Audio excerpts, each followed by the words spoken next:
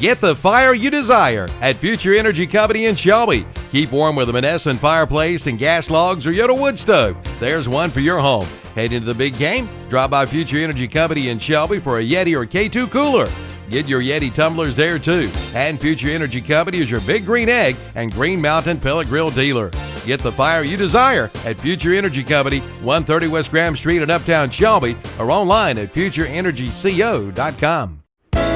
Get your insurance quote today from Gaylord Brawley Nationwide Insurance Agency in Shelby. Call and talk with Bart, Gary, Heather, or Gaylord today.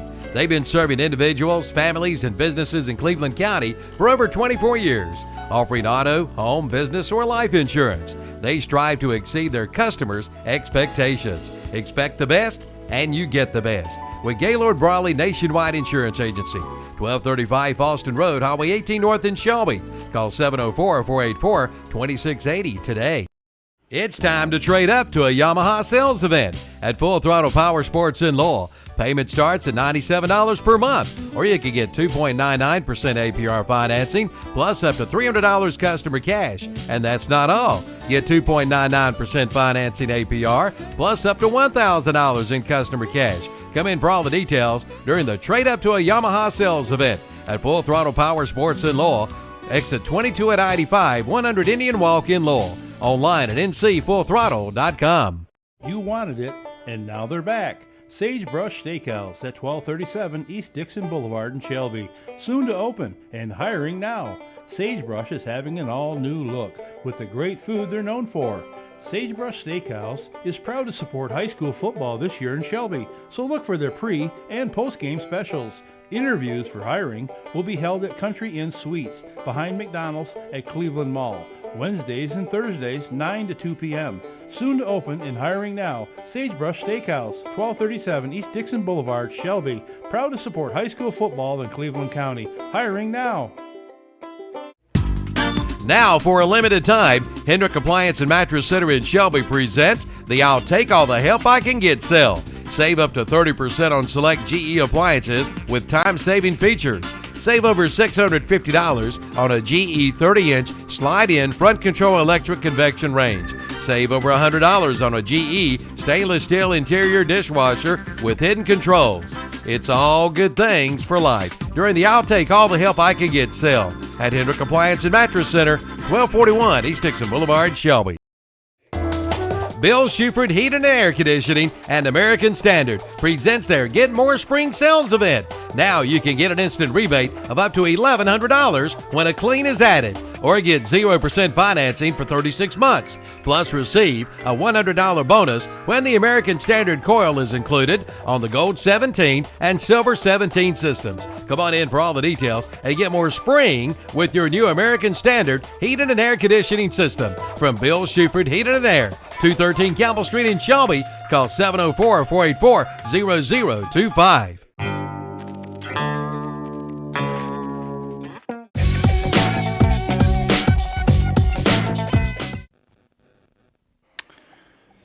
Good evening, everybody. Good evening, everybody, and welcome into the 50th edition of the Shelby and Crest matchup here in Cleveland County. Brent Pascal along with Jeff Jones. This is the Settle Heating and Air pregame show here from Blanton Memorial Stadium, Pearlie Allen Field, as the visiting Chargers take on your Golden Lions. Crest coming in 1-1 on the season off a bye week. Shelby coming in off a big home victory last week against county rival Burns, and they are 3-0, looking to improve upon that, Jeff. Electric atmosphere once again here at Pearlie Allen Field. Well, one thing about this game, it doesn't have a nickname, and I think my partner Brent Pascoe is doing his best to try to get a nickname for this game, but it has no nickname. It's simply called the Shelby Crest game, or if you're from the other side, it's called the Crest Shelby game, and that's good enough. 50 years. It's hard to imagine, but it is 50. This will be the 50th game between these two teams. Shelby leads the series 27, 21, and one tie. And it has been, it's a series that is mineral. I mean, they're just tremendous victories by both sides. They're great stories. We've had brothers coach against each other. We've had coaches that coached on one team and then came and coached on the other team, went back to the other team. I was I don't say I played because I wasn't very good, but I was a member of the Crest football team and then coached at Shelby. And so it's truly a brother versus brother, cousin versus cousin. It really is quite a unique game. There's no doubt about it. I've got friends who the husband went to one school, the wife went to the other school, and so on and so forth. So you got that going both ways tonight in the crowd, and that's what makes this such a great county rival, is because of that closeness and family members on both sides of the ball. They're friends away from the field, but on the field it's a battle and a game you don't want to lose because you have to hear about it for 365 days. It truly is, and I guess the other thing that makes it even more special is that these two teams have had so much success on a state level. I mean, Tuscola versus Pisgah, that's a huge game. Ashbrook versus Hunter Huss, that's a huge game. But no other rivalry game in the state of North Carolina that I'm aware of features teams that have been as successful with the number of state championships that they've won. I mean, just look over the past few years. Crest has beaten Shelby and then won the 3A state championship, and Shelby won the 2A state championship that same year. And so somebody had to win this game, but the other team might have gone ahead and won state championship. And so it's truly a unique experience.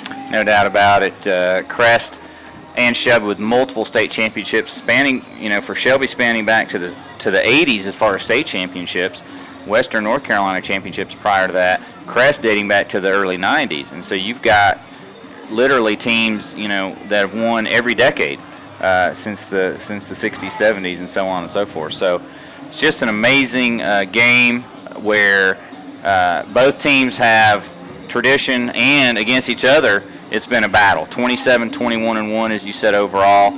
And when you think about it in those terms, this is the 50th matchup, and it's a toss-up. It truly is, and it's an old saying, but it's true here. Throw the record books out. And one thing that is different about this year's game is it's not at the end of the season. For the last 4 years, it's been the last regular season game. It's been for conference championships, and it's been the last hurrah before they went in the playoffs. But this year, Crest and Shelby are once again in different conferences, and so the game's been moved up near the early part of the year again. Yeah, this is the second straight county rivalry game for the Golden Lions, as they played Burns last week, and then they got a third straight one next week against Kings Mountain. So this is the second of 3 in a row county rival games, because they're all non-conference this year. And it's a big crowd here at Blanton Memorial Stadium. It's a gorgeous night. Temperatures in the low 70s. Not a cloud in the sky. Great for football. Not the weather you expect in week 4. You usually get a little bit hotter weather, but great night nonetheless for football. Again, this is the Settle Heating and Air pregame show in stadium. We're going to take a 3-minute break. We're going to come back. We're going to talk about the keys to the game, and we'll do that after this break from our sponsors. The Christmas and August sale has been so successful at Renato Kia in Shelby, they're holding it through September. That's right, it's now Christmas in September. Come on in for year-end pricing. Why wait? See the huge selection, and if they don't have what you want, they'll get it for you. You save a lot, and you can earn a lot with special Christmas tree gift earnings. Come in for all the details. It's now Christmas in September at Renato Kia, 4423 East Dixon Boulevard in Shelby, online at renatokia.com. And oh yeah, ho, ho, ho, Merry Christmas! It's the Echo National Big Fall Savings Sale at Shelby Hardware, 506 South Lafayette Street in Shelby. An Echo handheld leaf blower, now only $189.95 after your $30 instant rebate. An Echo curved shaft trimmer, just $189.95 after your $30 instant rebate. Ask about the 5-year consumer warranty and the 2-year commercial warranty. Power on and on and on with an Echo during the Echo National Big Fall Savings Event at Shelby Hardware, 506 South Lafayette Street in Shelby.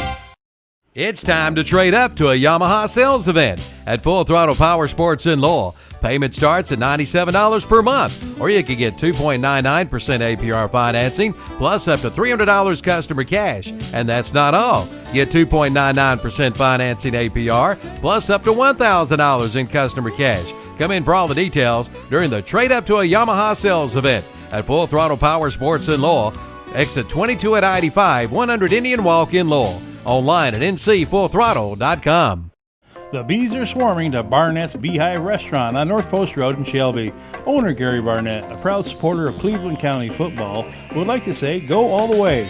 Barnett's Beehive Restaurant, open 10 a.m. to 7, Monday through Friday, and Saturday 10 to 4, is known for his secret mouth-watering lunch special plates.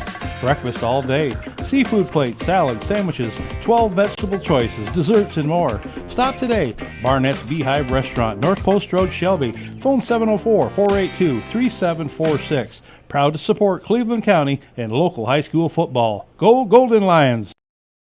Need to tackle your fall to-do list? Count on James River Equipment and John Deere to keep you running strong. Right now, a 25-horsepower John Deere tractor with loader is just $14,999. Plus, get 0% financing for 72 months and is backed by a 10-year warranty. Visit JamesRiverEquipment.com today. Offer ends 10/27/17, subject to approved installment credit with John Deere Financial. Terms, conditions, exclusions, and warranty limitations apply. See dealer for details. The James River 10-year, 1,000-hour engine and powertrain warranty is a James River Equipment exclusive. See dealer for details. Don't miss the 20% off sales event going on now at Classic Ford Lincoln in Shelby. It's time to save big money on in-stock units. They've got to go to make room for more inventory. Prices have been slashed. Don't let this special event slip you by, and you can even save more with your X-Plan. Come into Classic Ford Lincoln in Shelby for all the details. The 20% off sales event going on now at Classic Ford Lincoln, 1775 East Dixon Boulevard in Shelby. Online at ClassicFordShelby.com.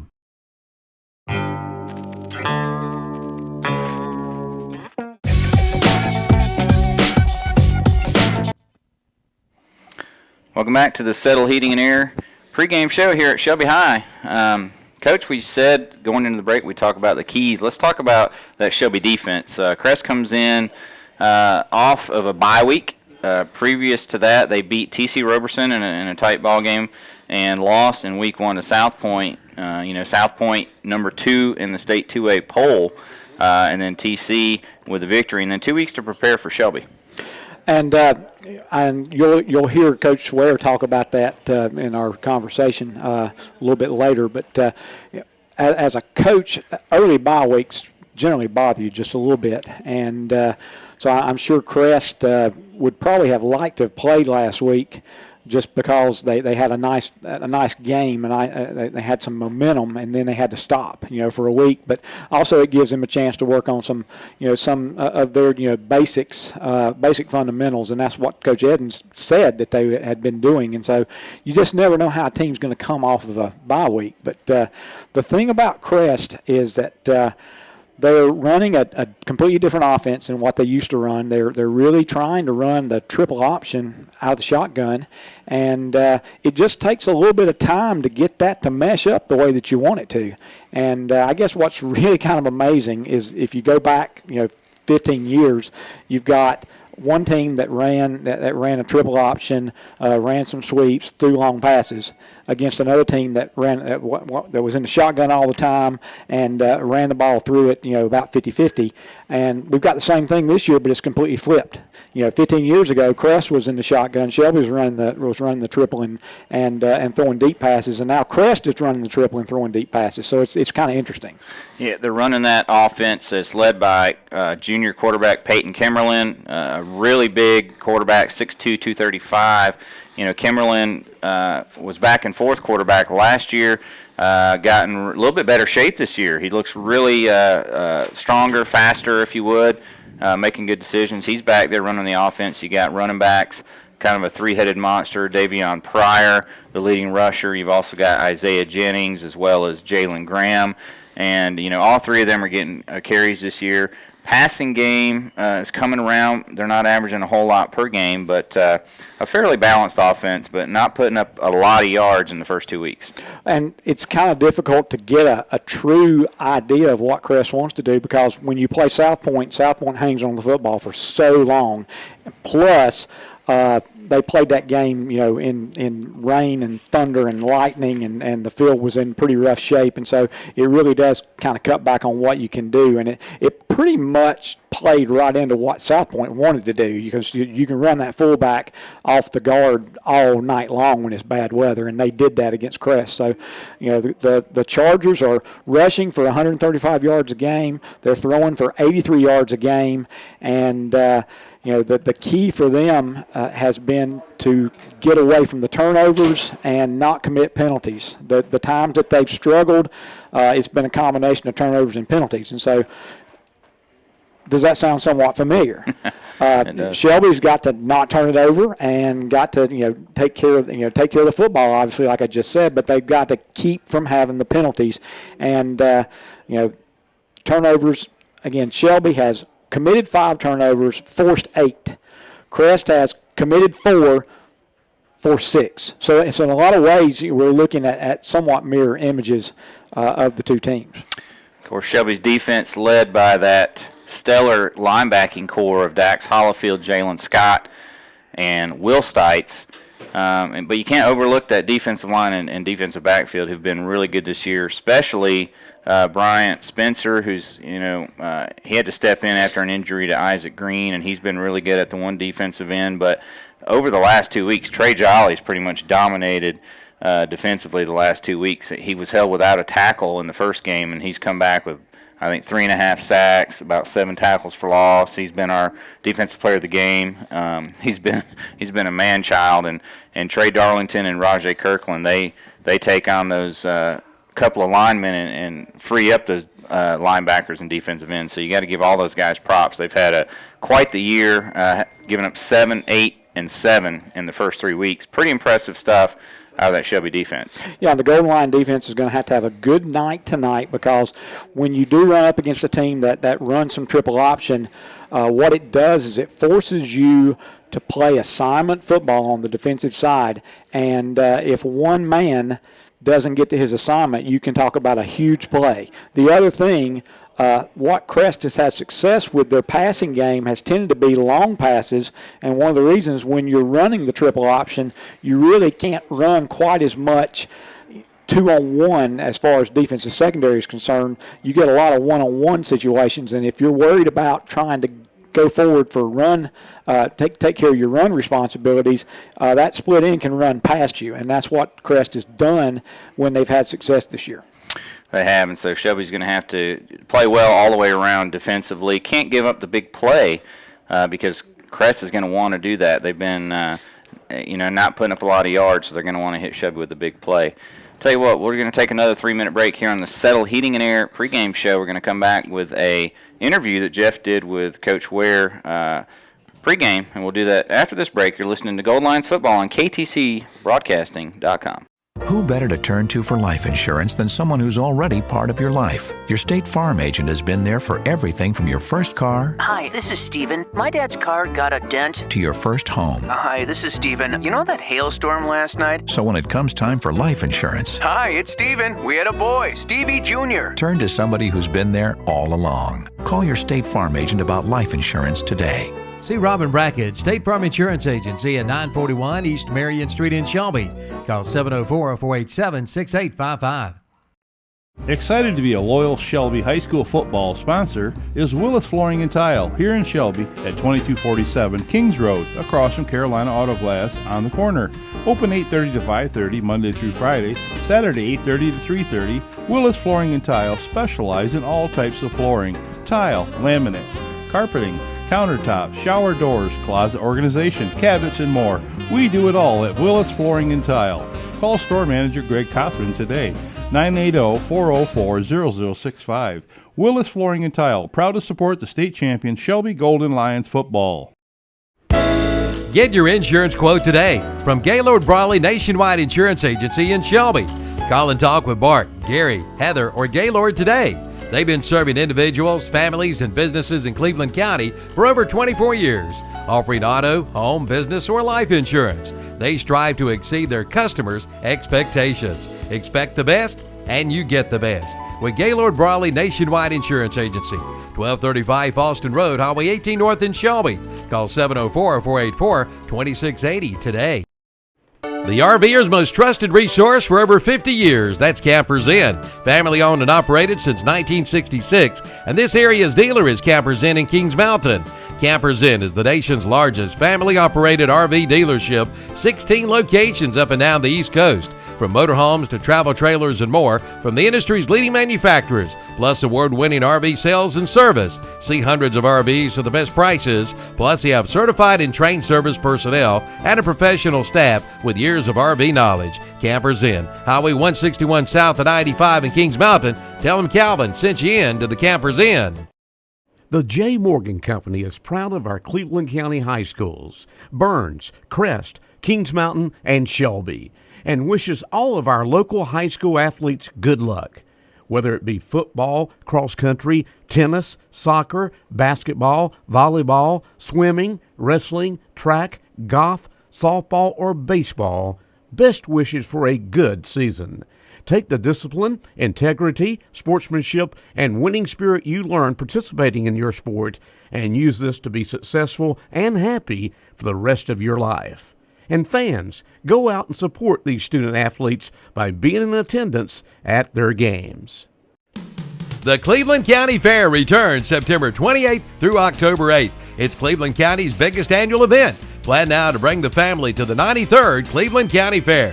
Entertainment includes the Cervini Family Circus, Extreme Illusions and Escapes, Act Monsters, Chainsaw Art, Boomer and his farm delivery truck. Plus, enjoy the sounds of Blend with hits from the 50s and 60s, along with country and gospel. Plus, Demolition Derby on the grandstand. Plan now to be there September 28th through October 8th. The 93rd Annual Cleveland County Fair. Online at clevelandcountyfair.com.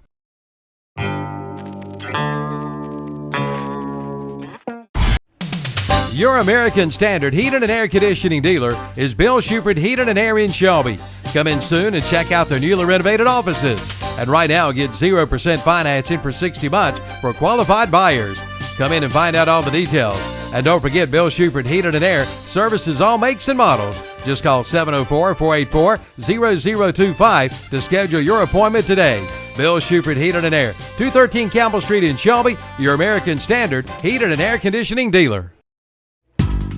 Now, for a limited time, Hendrick Appliance and Mattress Center in Shelby presents the I'll Take All the Help I Can Get sale. Save up to 30% on select GE appliances with time-saving features. Save over $650 on a GE 30-inch slide-in front control electric convection range. Save over $100 on a GE stainless steel interior dishwasher with hidden controls. It's all good things for life during the I'll Take All the Help I Can Get sale at Hendrick Appliance and Mattress Center, 1241 East Dixon Boulevard, Shelby.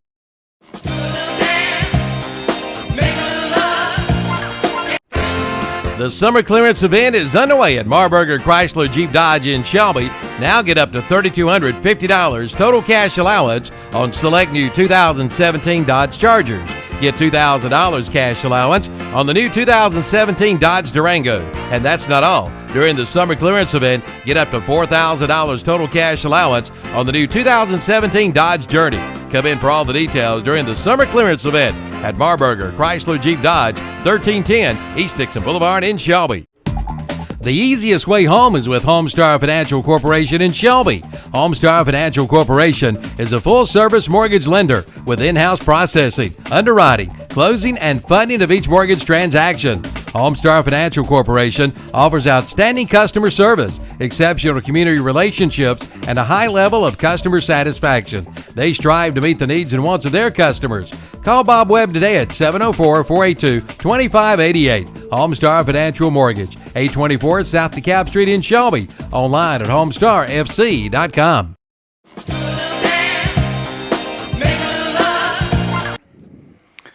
Welcome back to our Settle Heating and Air pregame show. Shelby and Crest, in a few moments ago, Jeff was able to catch up with Shelby coach Lance Ware down on the field. Shelby High School encourage and promote sportsmanship by student athletes, coaches, and spectators.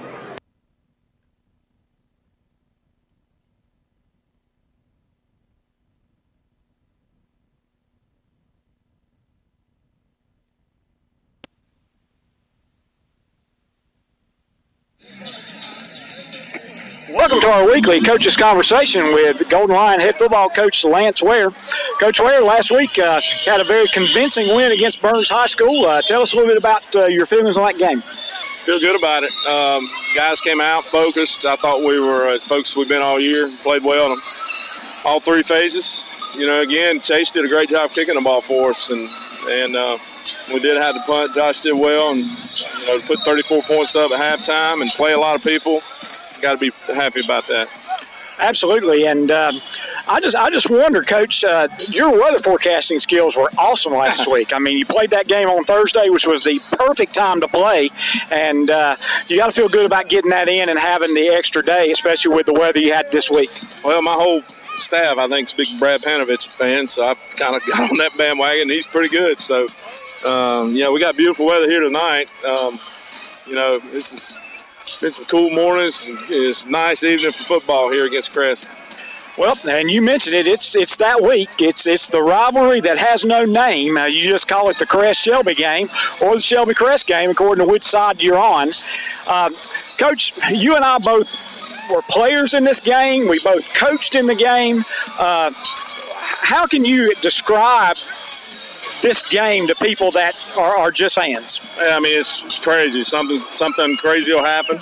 You know, the big thing is, no matter which side you're on, you're going to make some type of history because everybody's going to always ask you, you know, did you beat Crest? Did you beat Shelby? So that's yeah, it's the last time for these seniors to get a shot, and it's, you know, early here in the season. It'll be a great ball game. And that is one of the changes. I mean, the last 4 years there were conference championships riding on the game, and it was the last game before the playoffs started, and now we're back to the way it had been, you know, for years and years before then, early in the season. How does that change your preparation, if at all?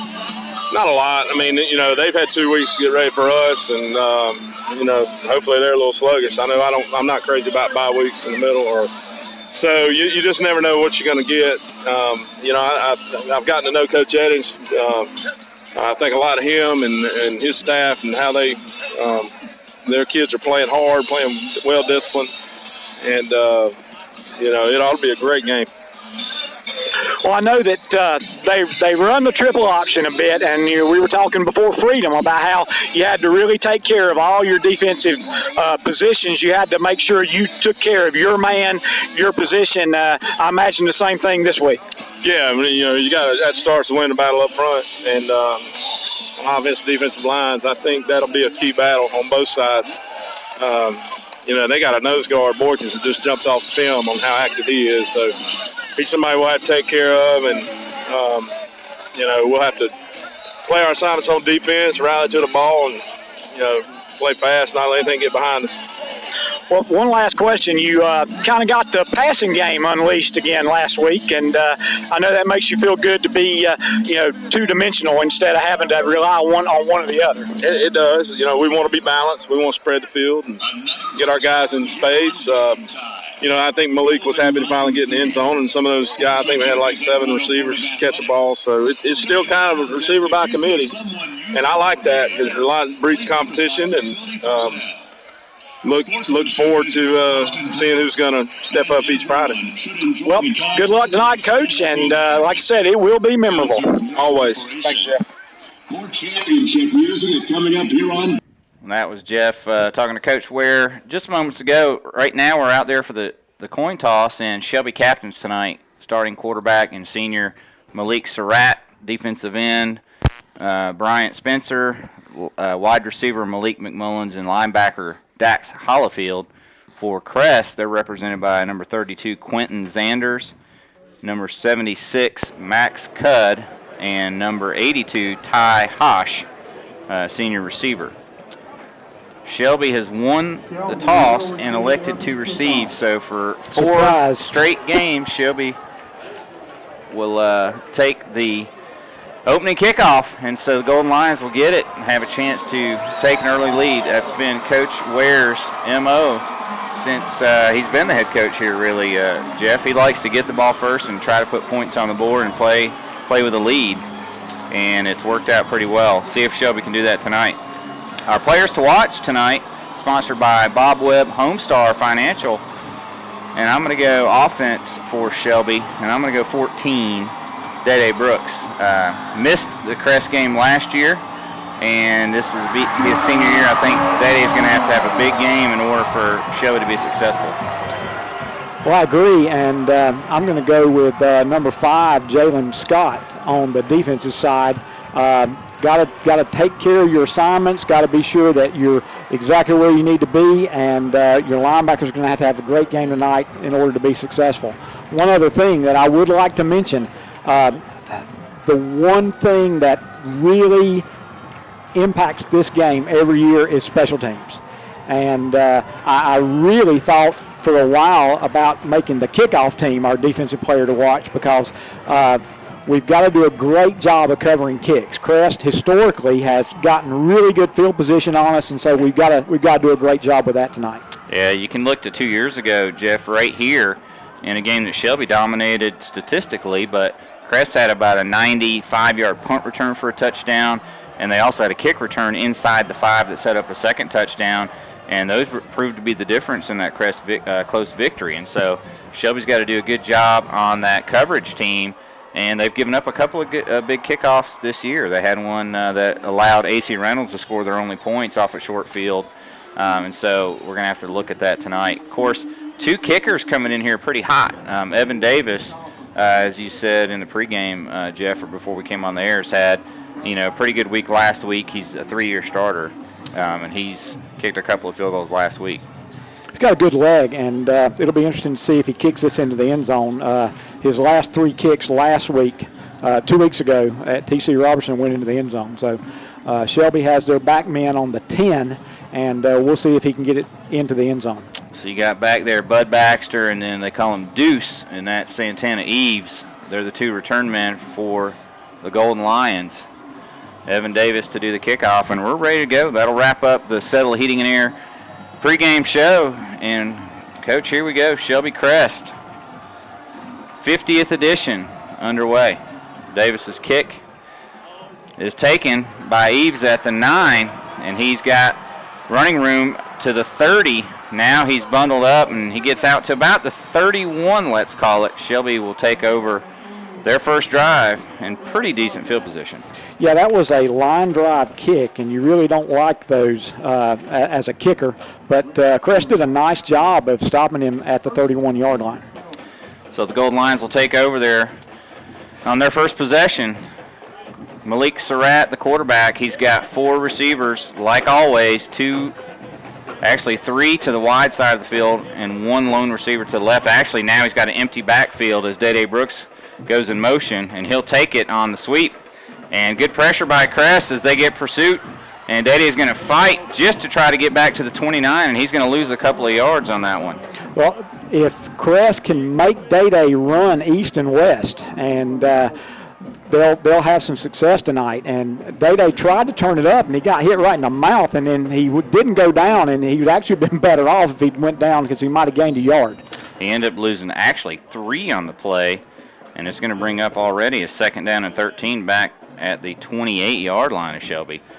And fake handoff and going to the air, complete to M.J. Allen, but again, Crest is there for a short gain. I think Allen got maybe 2, and that's it. It's going to be 3rd down and 11 here on this opening drive. Yeah, one of the problems that Allen had was that ball kind of bounced off his hands, and it took him an extra second to really get that ball in his hands, and that was just deadly as far as the Crest defense able to get out there to him. Shelby still working from the left hash. 3 receivers right, 3rd and 11. Surratt back to pass. He's got time. Now the pressure comes late, and he steps up, and he's going to hold on to it, and he's going to gain 2, and it's going to bring up 4th down and 9 as Crest had a great opening series on defense. Yeah, you can't ask for much better from the Crest defense, and Shelby would have liked to have been a little more in sync But sometimes the defense just plays great, and that's what they did that time. He had a little bit of time to get the pass off, but nobody was open. And they're just going to give one to Surratt on that run, so it's going to be 4th down and 10. And into punt is Josh Smith. He's got time, and he gets away a pretty nice punt. Does not turn over, and it's going to be fielded by Crest at the 31. I didn't see him signal a fair catch, and boy, Shelby hit him immediately. Will Stites. So that's going to be a 39-yard punt with no return, and that was a really nice job, good hang time. So Shelby's going to turn it over on downs. Crest is going to start on their own 30, just outside their own 30-yard line. So let's see what that Shelby defense can do. Peyton Kimmerlin at quarterback. He's got Davion Pryor behind him, and he's got 4 receivers. One is sort of in an H-back spot, and on 1st down, Pryor and the offensive line get a good push forward for about 3.5. Bring up 2nd down, and let's call it 6. Very important for Shelby not to allow that push, because if Crest can get the fullback, he's really not a fullback, but he's kind of sort of like the fullback in what they're running. If they can get him going, it'll set up everything else. 2nd down, 6. Kimmerlin pulls it out. He gets pressure from Dax Hollifield, eludes it, and then pass is knocked away by Jalen Scott. Nice defensive effort there. Really nice job by Jalen. And one of the things that Kimmerlin does is he carries out his fakes pretty well. And what you'll see is even when he hands it off to the running back, he'll still fake the pass to try to keep people kind of unsure where the ball is. So big play again now for the Shelby defense. 3rd down and 6 for Crest at their own 34-yard line. 8:54 left in the first quarter, no score. Kimmerlin hands off to Pryor. Another good push, but he stacked up, and I think he's going to be about a yard shy, depending on the spot, maybe even more like a half a yard shy. Yeah, he got a really good final half-yard push, and so he's going to be short, but this is one of those situations where Crest could decide to go for it, and I think they are. They're going to get over the ball very quickly, and they're in the Wildcat. They're under center, and Kimberlin keeps it, but the flag comes down. I think there was movement there. It may have been on Shelby into the neutral zone, actually. We'll have to see the call. Yeah, it's so strange to see a quarterback under center. I missed him, so that was Shelby offside, so that will be 1st down for Crest due to penalty. And big play, so that puts Crest 1st and 10 on their own 45-yard line. Tell you one thing I've noticed, and I don't necessarily know if it's a penalty, but twice on that drive in the shotgun, Kimmerlin was moving forward at the snap. Yeah, he can't do that, and so it'll be interesting to see if they allow him to continue to do that. And so this time he takes the shotgun snap and goes back to pass, and he airs it out deep, and he's got perfect coverage there by Dorian Davis, and it was actually the receiver had to knock the ball away from Davis. Yeah, Odarius Ross, I think 16, or it might, number 16, he had to become a defensive back, and he did a nice job of poking that away. Good pressure on Kimmerlin, and he took a shot as he was throwing it, and so that's why it was underthrown. Ross was injured last week, and there was questions of whether he'd be able to play or not this week, but he's obviously in the ball game starting for Crest, so that's a big pickup for Crest to have him available. Of course, great coverage by Davis there. 2nd down and 10, Crest. Hand off, and there's Dax Hollifield as he hits Pryor in the backfield for a yard loss. Well, you talk about stunts. There are passing blitzes and there are run stunts, and either that was one of the greatest reads by a linebacker ever, or it was a run stunt. I mean, either way, he met the running back a yard and a half in the backfield. Yeah, and we're going to call it, I think it's more 3rd and 12, as he's back to about the 43-yard line. Got to get to the Shelby, almost the Shelby 45, and it's 3rd and let's call it 11 and a half. Kimmerlin in the shotgun prior to his left. He's got 4 receivers, and he's going to hand off. Actually, it's a fake. Pass over the middle, knocked away. I believe that was Deshaun Christopher, a sophomore DB who had one heck of a week with 2 interceptions last week.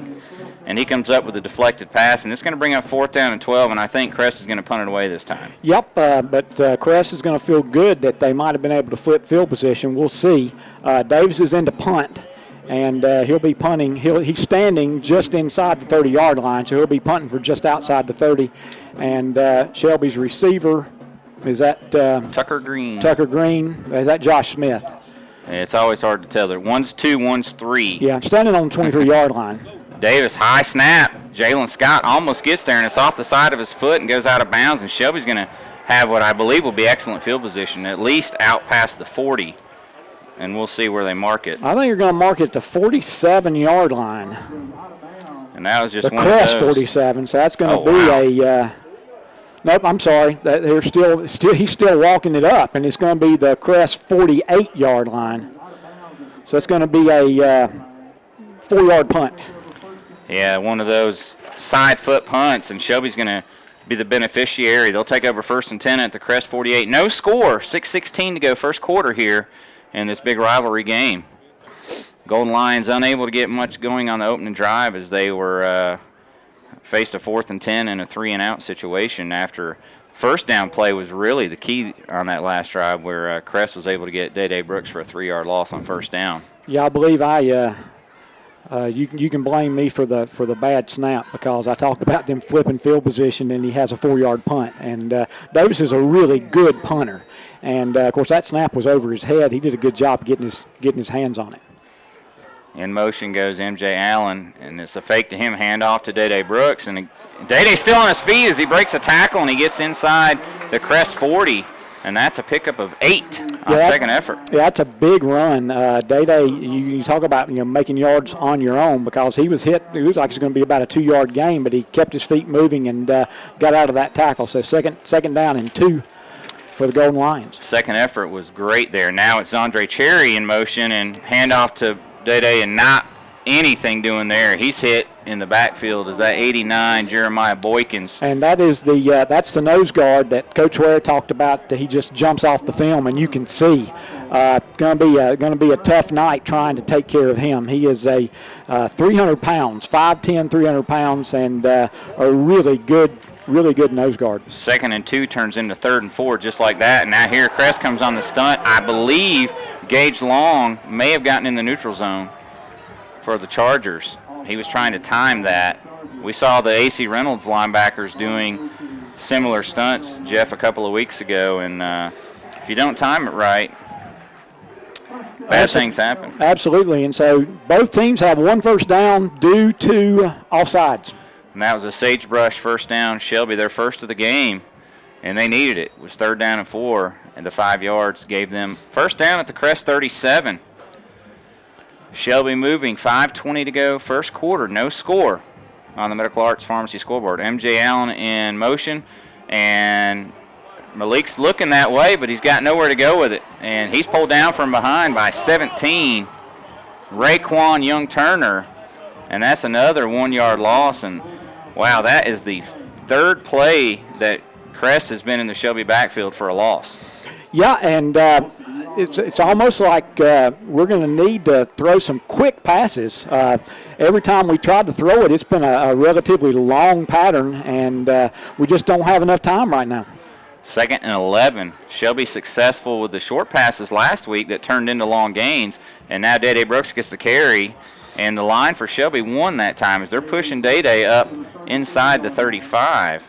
Yeah, he's going to get to about the 34, and so it's going to be a nice gain of about 4 yards, but after the 1-yard loss, it's going to make it 3rd and 7, and it's a long 7. 4:20 left in the first quarter, no score. Shelby facing a big 3rd and 7. Big play here. 3 receivers right, play clock at 15, but Surratt looks to the sideline. Ball on the left hash. Shelby driving towards the field house. 4 minutes to go first quarter, no score. And it's the option and a pitch to Brooks, and he's to the short side of the field. He's going to be shy of the first down. Now penalties come flying. I think it's going to be a late hit. It's a late hit. And, Crest has really shown their speed. They've done a great job getting to the football, but that time he just hit him when he was out of bounds. And it looks like Day-Day's going to get just a 1-yard gain, which would have been shy of the first down. Unfortunately, in a rivalry game like this, you're looking to make some big hits. I don't think that was close, right? Day-Day had just stepped out of bounds. Yeah, and, you're going as hard as you can. I mean, it wasn't like there was any ill intent. I mean, he was just going to make a big hit, but you can't hit him once he goes out of bounds.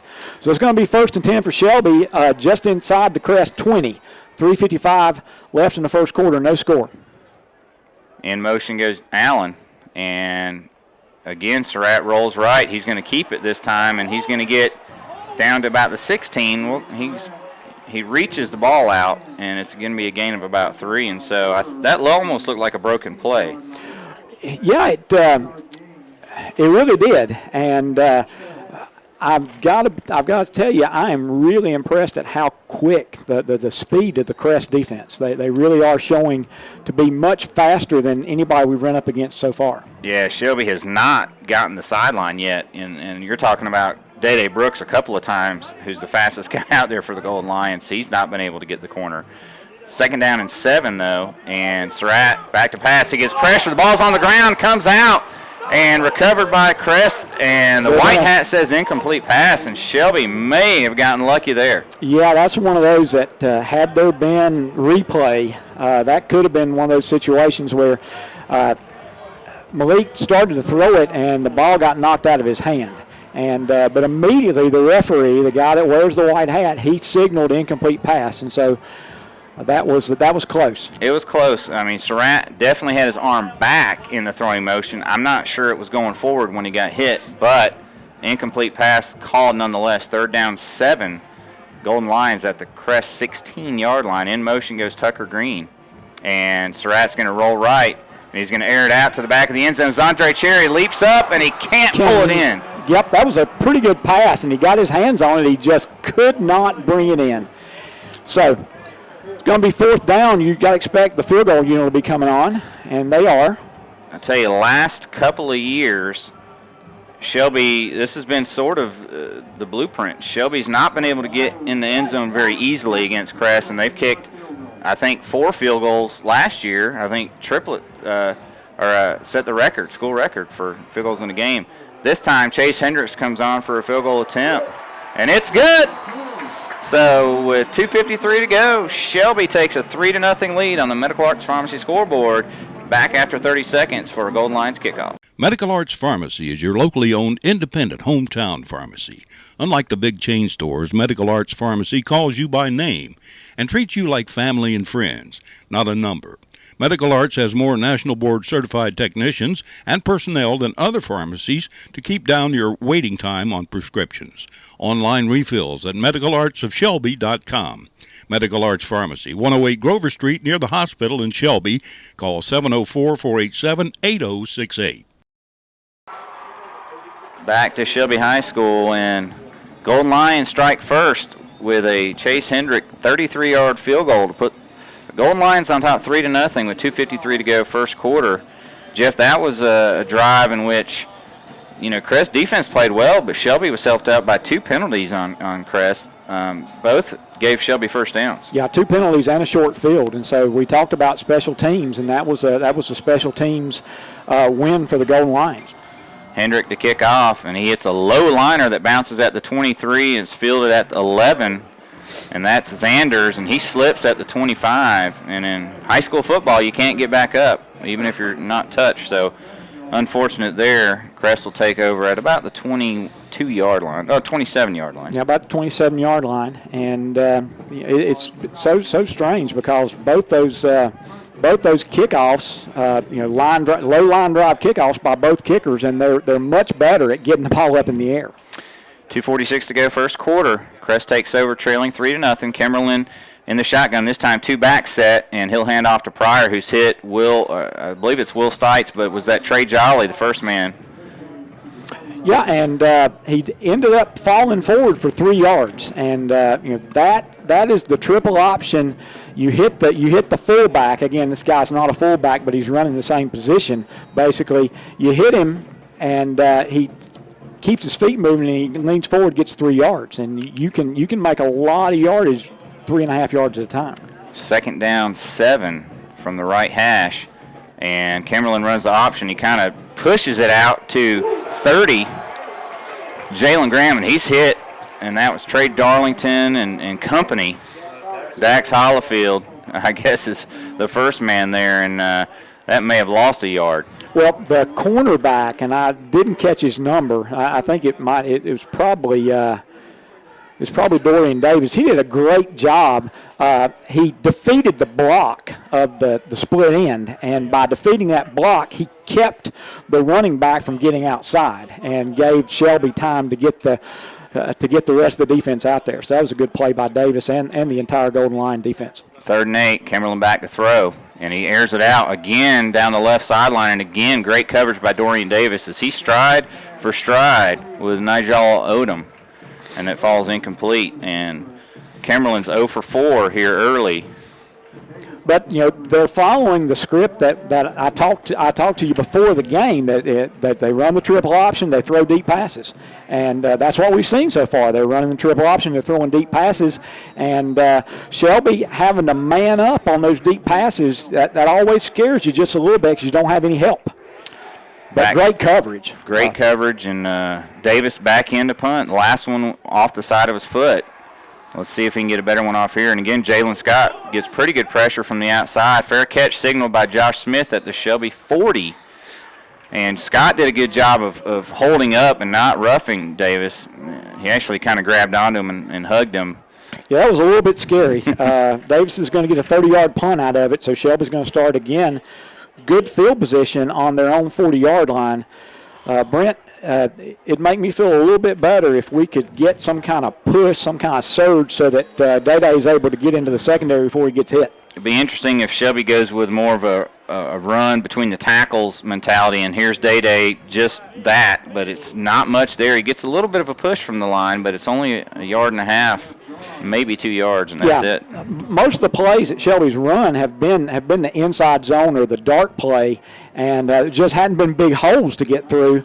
And this is the first time that Shelby didn't run it with motion to try to disguise it. And so again, got to say that the Chargers are doing a great job up front. Their front 6 and 7 are doing a really nice job. They are. They're putting a 5-man front with the 2 backers sneaking up. Now here goes Tucker Green in motion from left to right, and Surratt back to throw.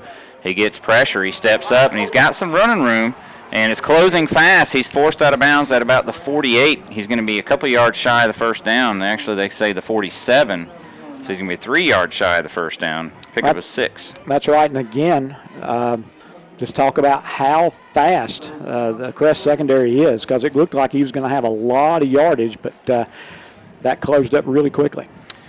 3rd down and 3, 31.3 seconds to go first quarter in a defensive battle as Shelby leads 3-0 on the Medical Arts Pharmacy scoreboard. Ball on the left hash. Again, Shelby moving towards the field house in motion. Goes the receiver, and Surratt looks to throw, gets pressure, and he's going to run it again. This time he gets the first down across midfield, spin move, and inside down to the 46 of Crest. And that's a sagebrush first down as the senior makes a good play there. Yeah, it was a really nice run. Again, Crest is not getting immediate pressure as far as a busted assignment, but we're just not able to hang on to the blocks long enough. And you really gotta worry about your quarterback just having to run so much on passing on what's supposed to be a pass. No doubt, it's the 4th time he's had to run in a passing situation already here in the first quarter. 1st and 10 Shelby, and Surratt rolls right and he puts it in the air, intended for Malik McMullins, out of his reach. Would have been a short gain, and that falls incomplete. 2nd down 10. 19.2 seconds to go here, first quarter. Shelby on top, 3-0. Surratt just 1 for 4 for 2 yards. On the opposite side, Kimberlin's 0 for 4. So not much doing in the passing game for either team so far. Well, you just got to say both defenses are winning right now. Big crowd here tonight at Shelby High. 2nd and 10, hand off to Day-Day Brooks over the left side. This time he squirts free for a big gain inside the 35 for a first down. Yeah, and that looked like they were running more of the outside zone that time, and Shelby did a nice job of getting the end man, just getting him pushed inside, and so that was a great run by Day-Day. 13-yard run gets a sagebrush first down, and now here's Brooks again, and he's second effort. It's going to get him about 3. maybe 4. Yeah, it's going to get him almost 4 yards. And, again, he was hit for about a half-yard gain, but he just kept his feet moving. They're going to put the ball down at the 19, actually the 29-yard line, and that's going to be the end of the first quarter, Brent. Yeah, at the end of one, Shelby 3, Crest nothing. We're going to take a 60-second break. We'll be back with second quarter action. Shelby 3, Crest nothing. Summer sales event is underway at Renato Cadillac Buick GMC in Shelby. Come in now and get 0% financing for 72 months on the 2017 GMC Sierra 1500 and the GMC Acadia SLT. But that's not all. Renato Cadillac Buick GMC in Shelby has 0% financing for 72 months on the 2017 Buick Enclave and the 2017 Buick Envision Preferred. Come in now for all the details during the summer's best sales event. Renato Cadillac Buick GMC, 4423 East Dixon Boulevard in Shelby. Back to Shelby High. Start of the second quarter. That last run, Day Brooks gained 4 yards. So it's going to bring up 2nd down and 6 for Shelby at the Crest 29-yard line. And tell you, Day carried it 8 times in the first quarter. And Shelby's going to have to control the ball. And Day, it appears with that Crest defensive front 7 and the speed they have, Jeff, Day is going to, has done a lot of the work on his own here in the first quarter. A lot of second effort. Yardage. Well, that's true, and Shelby again faces a 2nd and 6, and it's a 2nd down and 6, so it's a good 4-yard gain for Day. But this is the kind of game that Day is looking for. He likes to run, and I think he's going to get a lot of chance. And the more we can run with Day, maybe the easier it'll be to be able to throw that ball once they have to really worry about Day running. He had 26 yards in the first quarter unofficially on 8 carries. And an option and pitch to Day, and he breaks the first tackle, and now he's in the loose. 20, 15, 10, 5, touchdown, and wow. He was hit in the backfield. I was a little leery of Malik even making that pitch because there was 2 men there, and Day got out of the tackle, and then he outraced the defense for a 29-yard touchdown. And the Golden Lions go on top 9-0 on the Medical Arts Pharmacy scoreboard. Yeah, and you talk about making things happen on his own. Malik pitched that out to him, and he had 2 guys in his face, and he just got away from both of them and then outran everybody. Hendrick on for the point after, and it's good. Shelby 10, Crest nothing. 11:49 to go, second quarter. We'll be back right after this for another Hendrick kickoff. You could be the next satisfied customer at S&R Auto Sales in Shelby. Come in now and check out the huge selection of late model, pre-owned cars, trucks, SUVs, and more. And with a low down payment, you could be riding today. Come in for all the details, and chances are you'll be the next satisfied customer from S&R Auto Sales, 417 South Post Road in Shelby. Online at srautosales.com. Open 9 to 6 Monday through Friday, 10 to 2 on Saturday. That's S&R Auto Sales. Didn't take long. One play into the second quarter.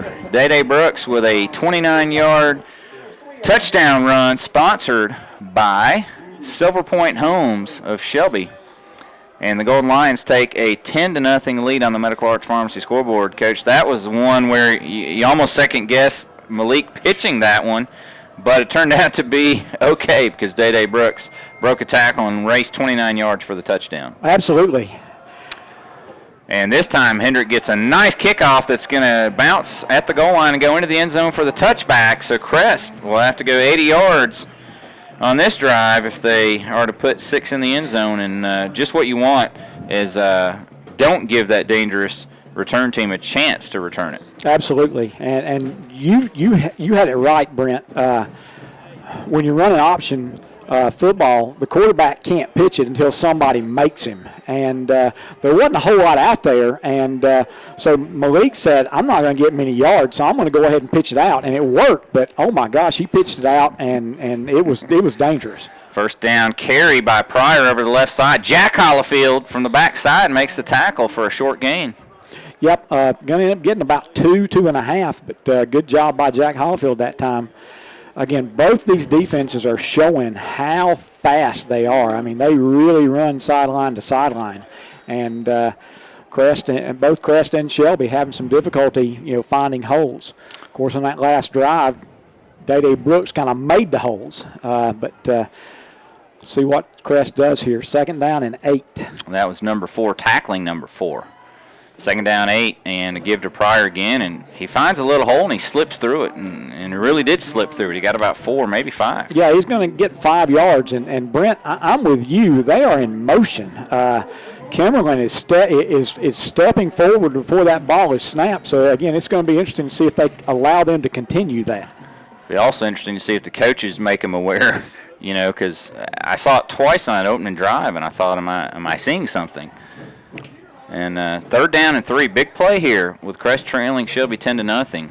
Don't want to give it right back. And the ball's on the ground, picked up by Pryor, and he's going to get 1st down because Shelby was trying to pick the ball up, and Pryor beat him to it and then ran by him. Yeah, sometimes that happens. The ball got on the ground, and it kind of messed up the timing and messed up Shelby's timing more than it did Crest. So they're going to get a 1st down. So it's going to be 1st and 10 Crest on their 31-yard line. Again, 10:33 left here in the first half. Pryor picked up 4, and now another run and some second effort's going to get another about 6-yard gain. I didn't see the ball carrier. It's 26 Jennings, I believe. Yeah, and Crest is very, very happy to hand that ball to the first back, and if he's going to get 5 and 6 yards, they'll just keep doing that. And Shelby's going to have to do a much better job up front of not allowing that offensive line to push them back, because they're starting to get a little bit of movement, and that's the first time this year we've seen Shelby be knocked back. 6-yard pickup by Jennings, and he's the small back. He's only 5'6", 150, and he squirted through there for 6. 2nd down, 4, and here's a fake to Jennings and a pass over the middle.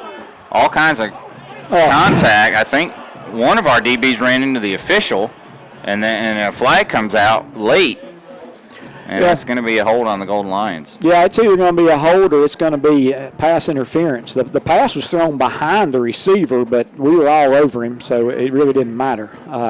So that's going to be another penalty for a 1st down for the Chargers. And that's going to be marked off. Okay. It's about an 8-yard penalty. Not sure what it was. Yeah, I'm not sure. He marked off enough yardage, and now he's going to walk a couple more. Okay. So now it's a 13-yard penalty. He still didn't mark off the right yardage. I'm not sure what's happening here, but the ball was at the, 31, 37. So he marked it to the 49. So he marked off 12-yard penalty somehow.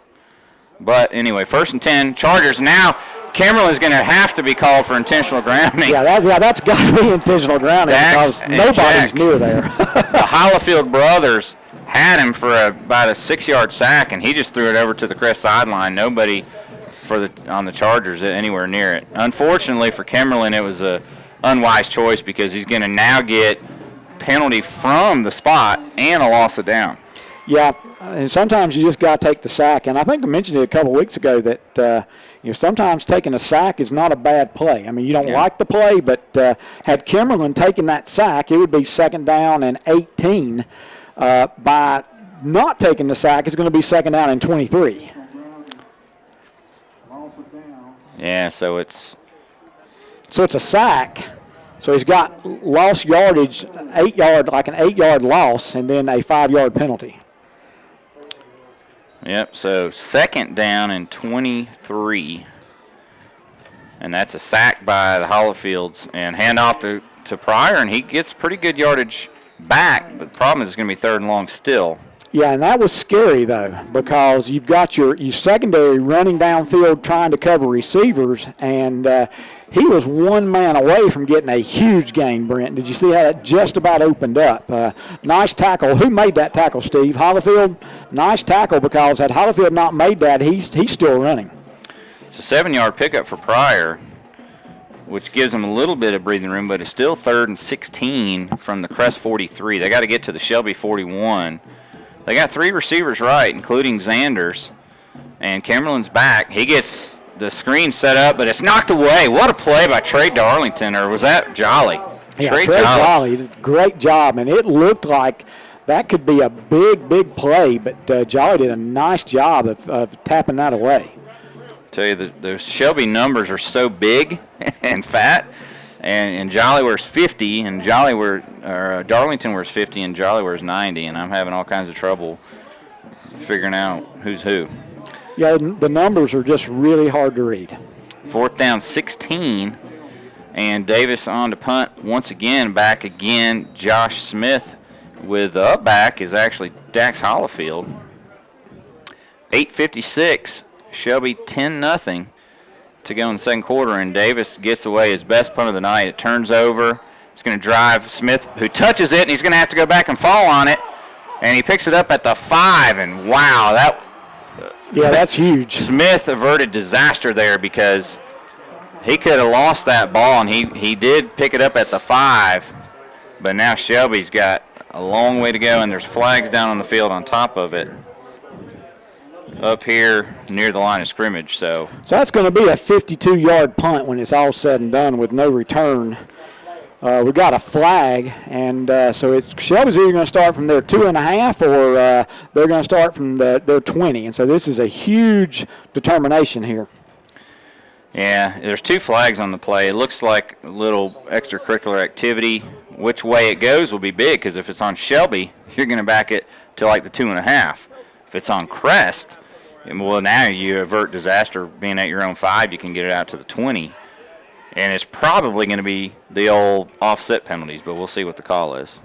They're still talking about it, and none of the coaches have been talked to by the officials. So. Yeah, when they talk that long, you start worrying about ejections.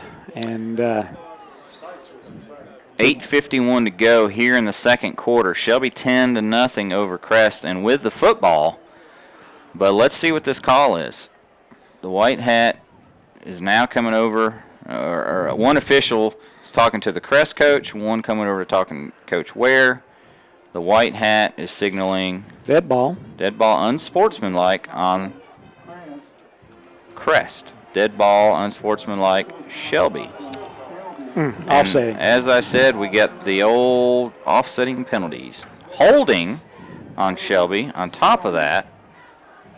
And so they're going to mark it off a holding penalty. And at the end of the day, Shelby's still going to get half the distance back to the 2.5-yard line.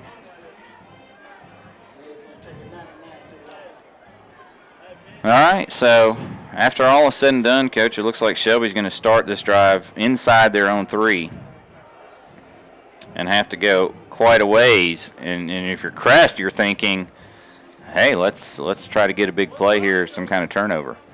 Now, they haven't marked off the penalty yardage. The ball's still on the 5-yard line. Well, they're trying to figure out whether you mark it off or not. But when you've got 3 different penalties, do you mark off one of them? I don't know. If you do, you mark off the hold. I mean, either way, Shelby's is deep in their territory. They're going to start from their 5 or their 2.5. It's not ideal either way. Well, what was strange is, usually you see a hold back near the where the return man was. Right. But all the flags were up here at midfield, so the hold must have happened early in the punt when the ball was in the air, like Steve DeGree just said here in the press box. Well, it's Crest and Shelby, and so there's got to be some interesting penalties, and that's just one of the things you always see in this game. Tell you what, let's take a 30-second break, and while we try to get this settled, we'll be back right after this. The Christmas and August sale has been so successful at Renato Kia in Shelby, they're holding it through September. That's right, it's now Christmas in September. Come on in for year-end pricing. Why wait? See the huge selection, and if they don't have what you want, they'll get it for you. You save a lot, and you can earn a lot with special Christmas tree gift earnings. Come in for all the details. It's now Christmas in September at Renato Kia, 4423 East Dixon Boulevard in Shelby, online at renatokia.com. And oh yeah, ho, ho, ho, Merry Christmas.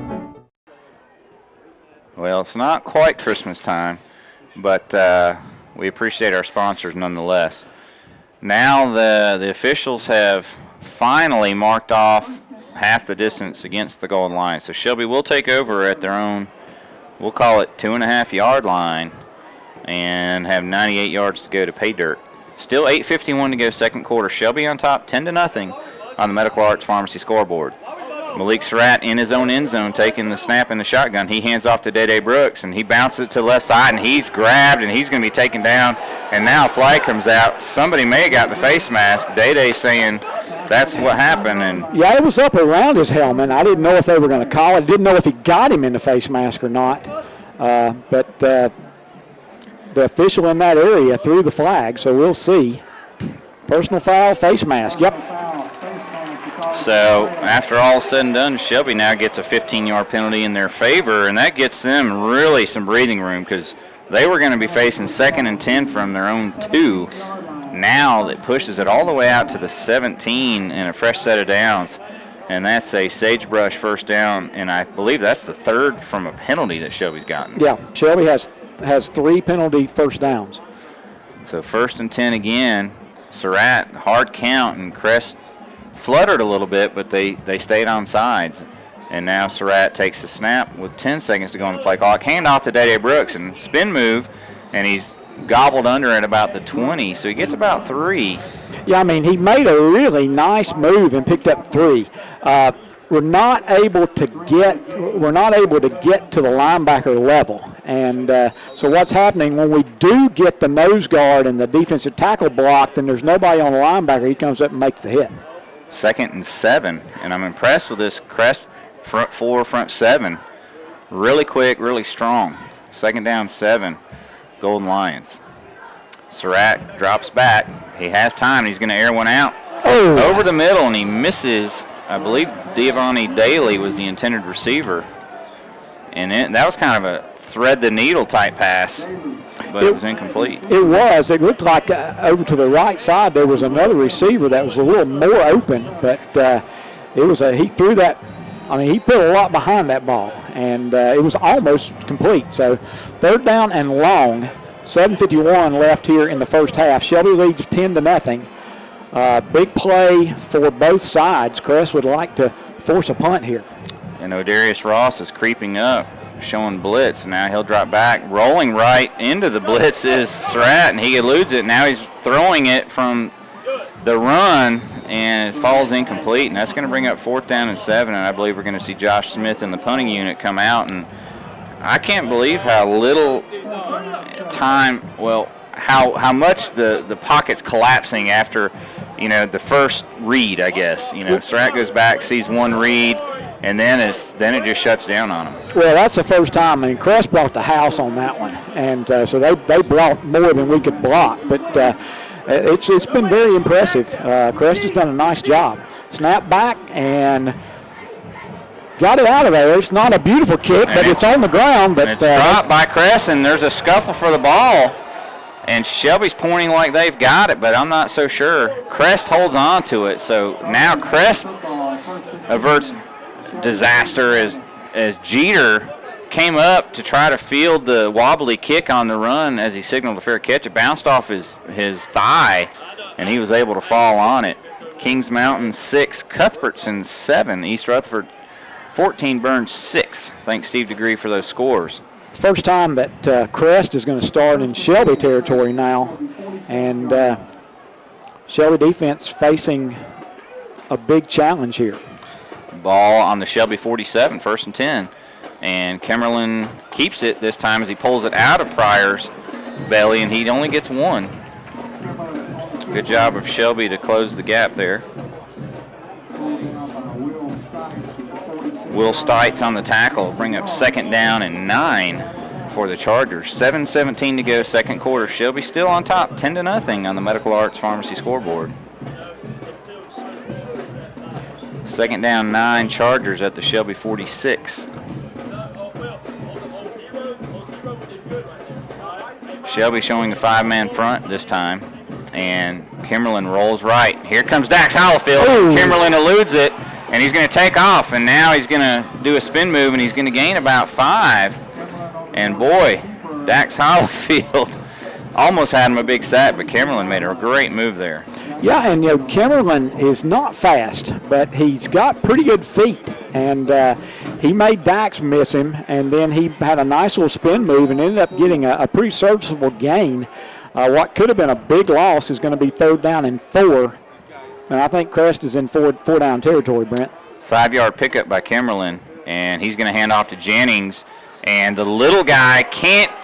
Well, he did. He got out of the second tackle. Shelby thought he was down. He spun out. He's going to go all the way for the touchdown. Crest. Wow. So I saw Shelby do that last year in the game. I can't remember who it was, but they had a guy down. They spun him around, and his knee never touched, and he went all the way for the touchdown. And Crest is right back in this one. How long was the game? Because they ran the sticks down to the end. I can't even see where the line of scrimmage was. It was a 41 yards. So 41-yard touchdown run by Jennings. And Crest is back within 4 points pending this Evan Davis extra point. And I'll tell you, that was one of those plays that Shelby had him for maybe a 1-yard gain and thought the play was over. And Jennings just said, hey, my knee didn't hit, put his hand down, got back up and took off, and Shelby was standing around and couldn't get to him. Davis's extra points boomed, and Shelby leads 10-7 with 6:08 to go. Second quarter, back after this. The Cleveland County Fair returns September 28th through October 8th. It's Cleveland County's biggest annual event. Plan now to bring the family to the 93rd Cleveland County Fair. Entertainment includes the Cervini Family Circus, Extreme Illusions and Escapes, Act Monsters, Chainsaw Art, Boomer and his farm delivery truck. Plus, enjoy the sounds of Blend with hits from the 50s and 60s, along with country and gospel. Plus, Demolition Derby on the grandstand. Plan now to be there September 28th through October 8th. The 93rd Annual Cleveland County Fair. Online at clevelandcountyfair.com. Big turn of events here in the second quarter. On 3rd down and 4, Jennings takes it off right tackle. He was hit and slung and stayed on his feet, and then Shelby seemingly took him down and thought he was down. No whistle, and Jennings alert said, hey, my knee never touched, and he kept going, and he took off and outraced the defense for a 42-yard touchdown run, and Crest is right back in this one, 10-7, 6:08 to go second quarter. Davis with another low line drive kickoff that goes out of bounds, and Shelby will take over at the 35-yard line. And, it wasn't one of them touchdowns that you can say the defense just got outplayed there. They just kind of thought he was down, and he wasn't. Well, the thing you learn is you got to hear the whistle blow, and until the whistle blows, you got to keep going. And, that's exactly what happened. The Shelby defense thought he was down, and the whistle didn't blow, and he just ran past. The Shelby defenders had stopped downfield because they thought he was down, but he wasn't. And that's a great individual run by Jennings. It was. And Shelby now takes over with a little less breathing room, up just 3, 10-7, 6:08 to go second quarter. And Day Brooks gets the handoff. Nowhere to go. He's tackled by Raekwon Young-Turner. And 1-yard loss. And Shelby's offensive line's just getting they're losing the battle in the trenches to that Crest front four. Second down and 11. And Shelby facing second and long. They've got 3 receivers left, 1 right. Ball's right in the middle of the field. Day Brooks to the left of Surratt. 3-man front for the Chargers. Now they bring the blitz from the outside, and pass over the middle is picked off by Darius Ross, and he's still on his feet. Is Allen unable to tackle him, and he's inside the 40, and now he's tripped up, and he's down at the Shelby 32-yard line. Lattimore with the tackle, and Surratt just overthrew Allen, who was running a post route, and then Allen tried to sling Ross around on the tackle, and Ross maintained his footing and was able to pick up about a 30-yard return. So momentum switch big time here in the second quarter in the favor of the Chargers, and Shelby's going to have to regain some composure here. Timeout on the field. We'll take it. We'll be back after this 60-second break. Shelby 10, Crest 7. Excited to be a loyal Shelby High School football sponsor is Willis Flooring and Tile here in Shelby at 2247 Kings Road, across from Carolina Auto Glass on the corner. Open 8:30 to 5:30 Monday through Friday, Saturday 8:30 to 3:30. Willis Flooring and Tile specialize in all types of flooring, tile, laminate, carpeting, countertops, shower doors, closet organization, cabinets, and more. We do it all at Willis Flooring and Tile. Call store manager Greg Cothran today, 980-404-0065. Willis Flooring and Tile, proud to support the state champion Shelby Golden Lions football. Cleveland County Transit, or CCT as it is known, is a fixed route van with 33 stops in and around Shelby.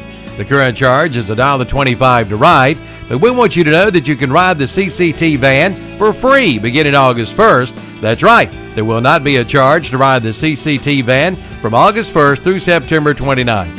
We want more residents to get acquainted with CCT so they can begin using this great service. For more information on route times, you can call Cleveland County Transit at 704-482-2311 or visit the website at tacshelbync.com. Back to Shelby High, and boy, what a turn of events. Shelby with a 10-0 lead about a minute ago. And now Crest has gotten within 10-7 and caused a turnover. They've got 1st and 10 at the Shelby 32, and Kimberlin's going up top looking for a home run, and it's picked off by Shelby in the end zone. And running out across the 20 to the 20, about to the 30. I believe it's Dorian Davis, but I got to get the number. And let's see who got it. So Shelby turns it right back around with the interception. I believe that was Dorian Davis, his second pick of the year. And that could be actually Washington. Is that 28 or 29? 28. So Davis, that's his second pick of the year. And what a big turnover.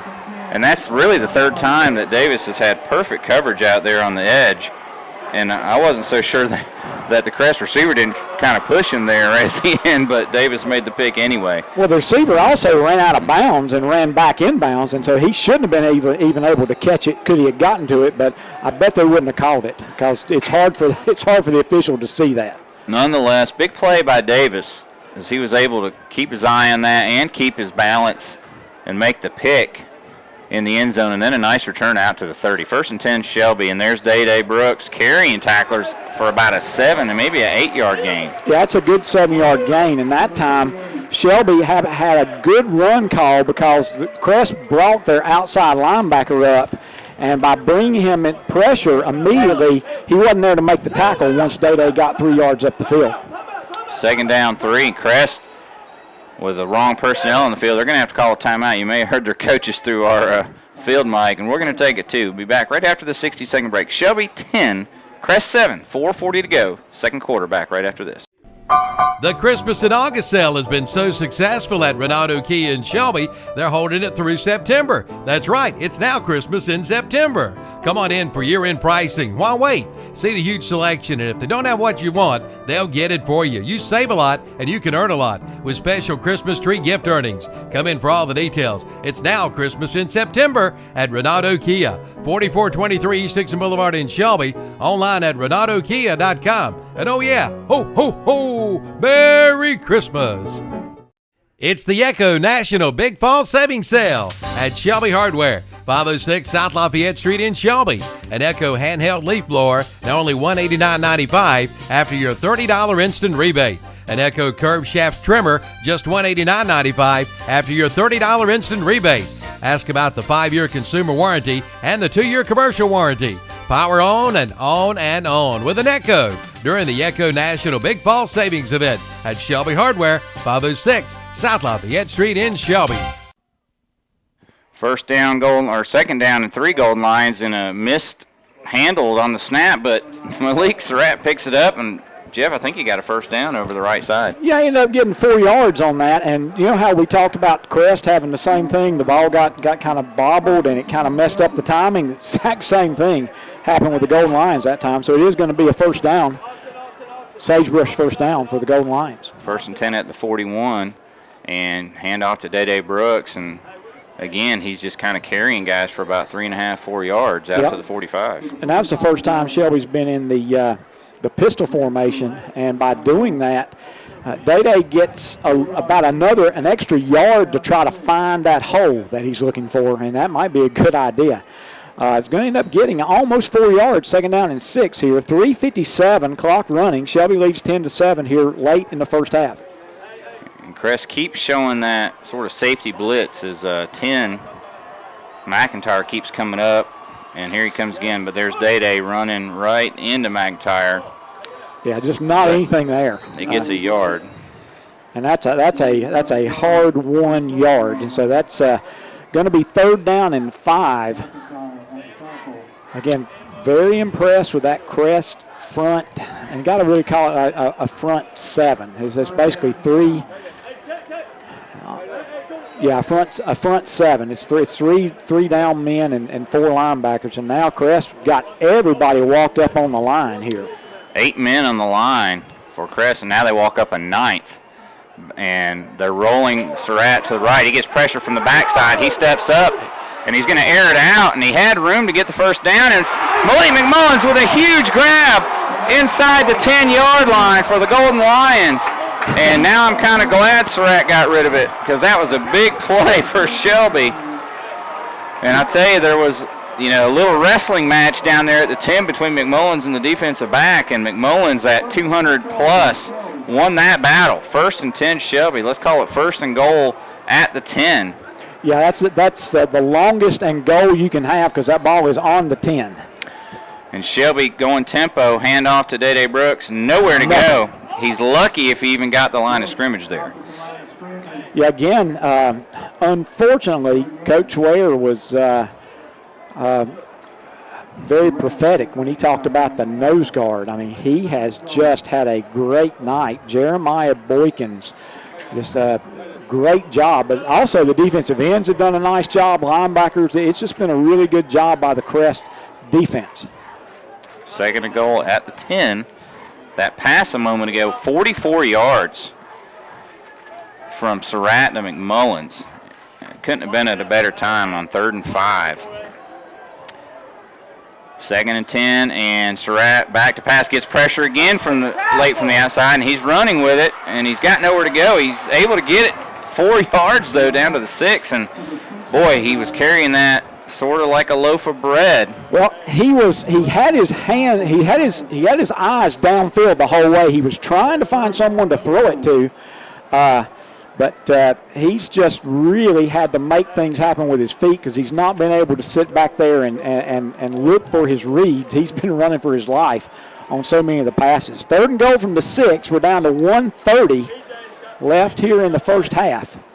And I tell you, a touchdown, what could that do for the Shelby momentum going into halftime? Yeah, Crest is going to get the ball to start the second half, so a touchdown would be huge. It's not going to be easy. Shelby's going to call a timeout. They got to think about this one. We'll take it, too. We'll be back right after this. You wanted it, and now they're back. Sagebrush Steakhouse at 1237 East Dixon Boulevard in Shelby. Soon to open and hiring now. Sagebrush is having an all-new look with the great food they're known for. Sagebrush Steakhouse is proud to support high school football this year in Shelby, so look for their pre- and post-game specials. Interviews for hiring will be held at Country Inn Suites behind McDonald's at Cleveland Mall, Wednesdays and Thursdays 9 to 2 p.m. Soon to open and hiring now. Sagebrush Steakhouse, 1237 East Dixon Boulevard, Shelby. Proud to support high school football in Cleveland County. Hiring now.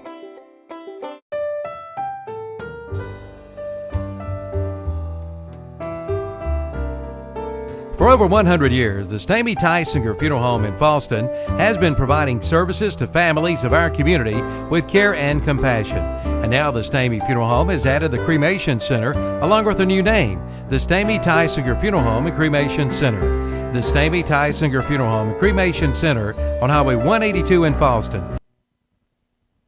Back to action here. 3rd down and goal from the 6 Golden Lions.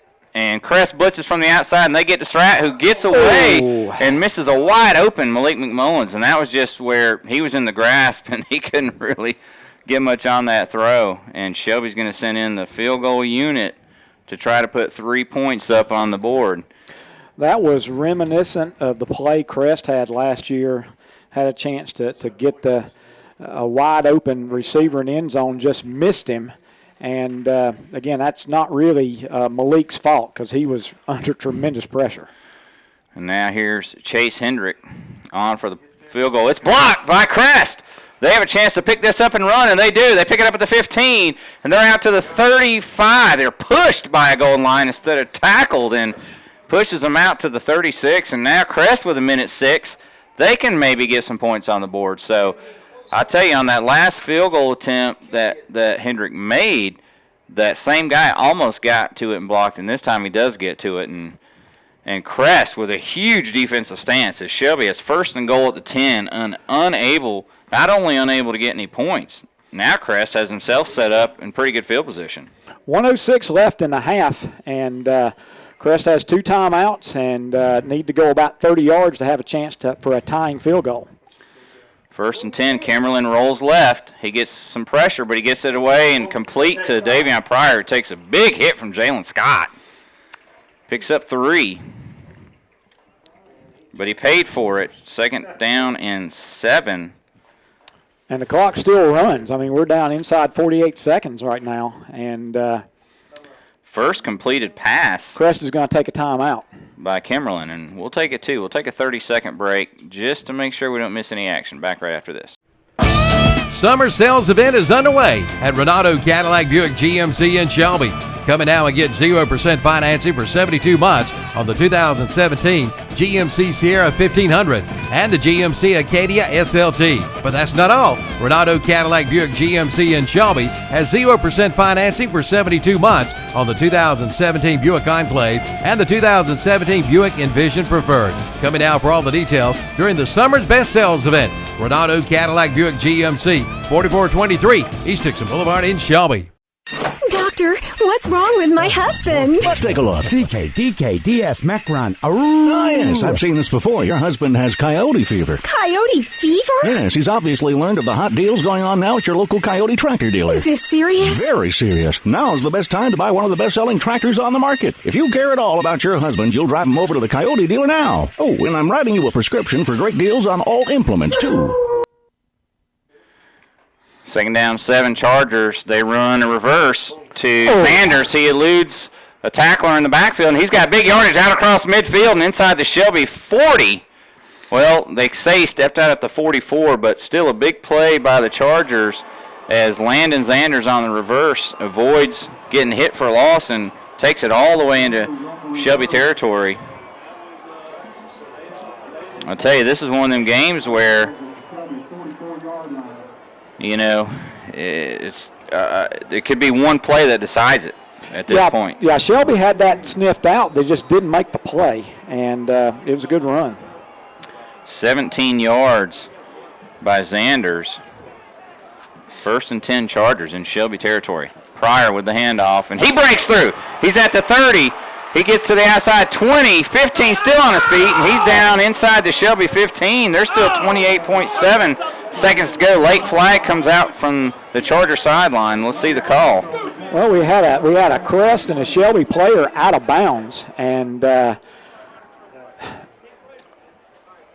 been a little bit of extracurricular. There's been one particular Charger offensive lineman that has taking every chance he has to say a few words to one of the Shelby defenders, every chance he has to do it, and that can come back and haunt you if you don't watch it.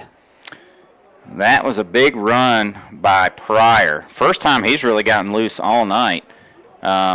He hasn't had any really bad gains. He just hasn't broken one loose, and that time he did, and he got all the way down. I can't see where they marked it. It's inside the 15.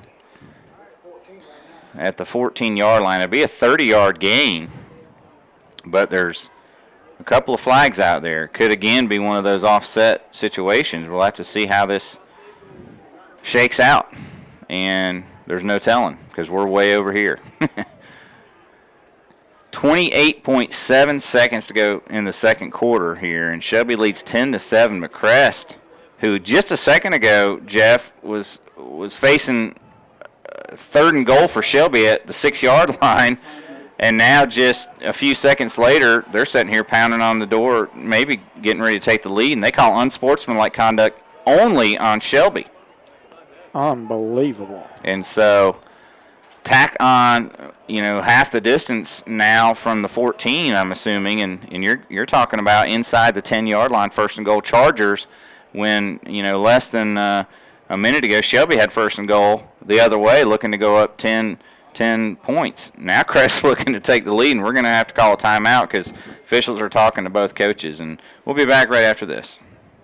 The Christmas and August sale has been so successful at Renato Kia in Shelby, they're holding it through September. That's right, it's now Christmas in September. Come on in for year-end pricing. Why wait? See the huge selection, and if they don't have what you want, they'll get it for you. You save a lot, and you can earn a lot with special Christmas tree gift earnings. Come in for all the details. It's now Christmas in September at Renato Kia, 4423 East Dixon Boulevard in Shelby, online at renatokia.com. And oh yeah, ho, ho, ho, Merry Christmas! It's the Echo National Big Fall Savings Sale at Shelby Hardware, 506 South Lafayette Street in Shelby.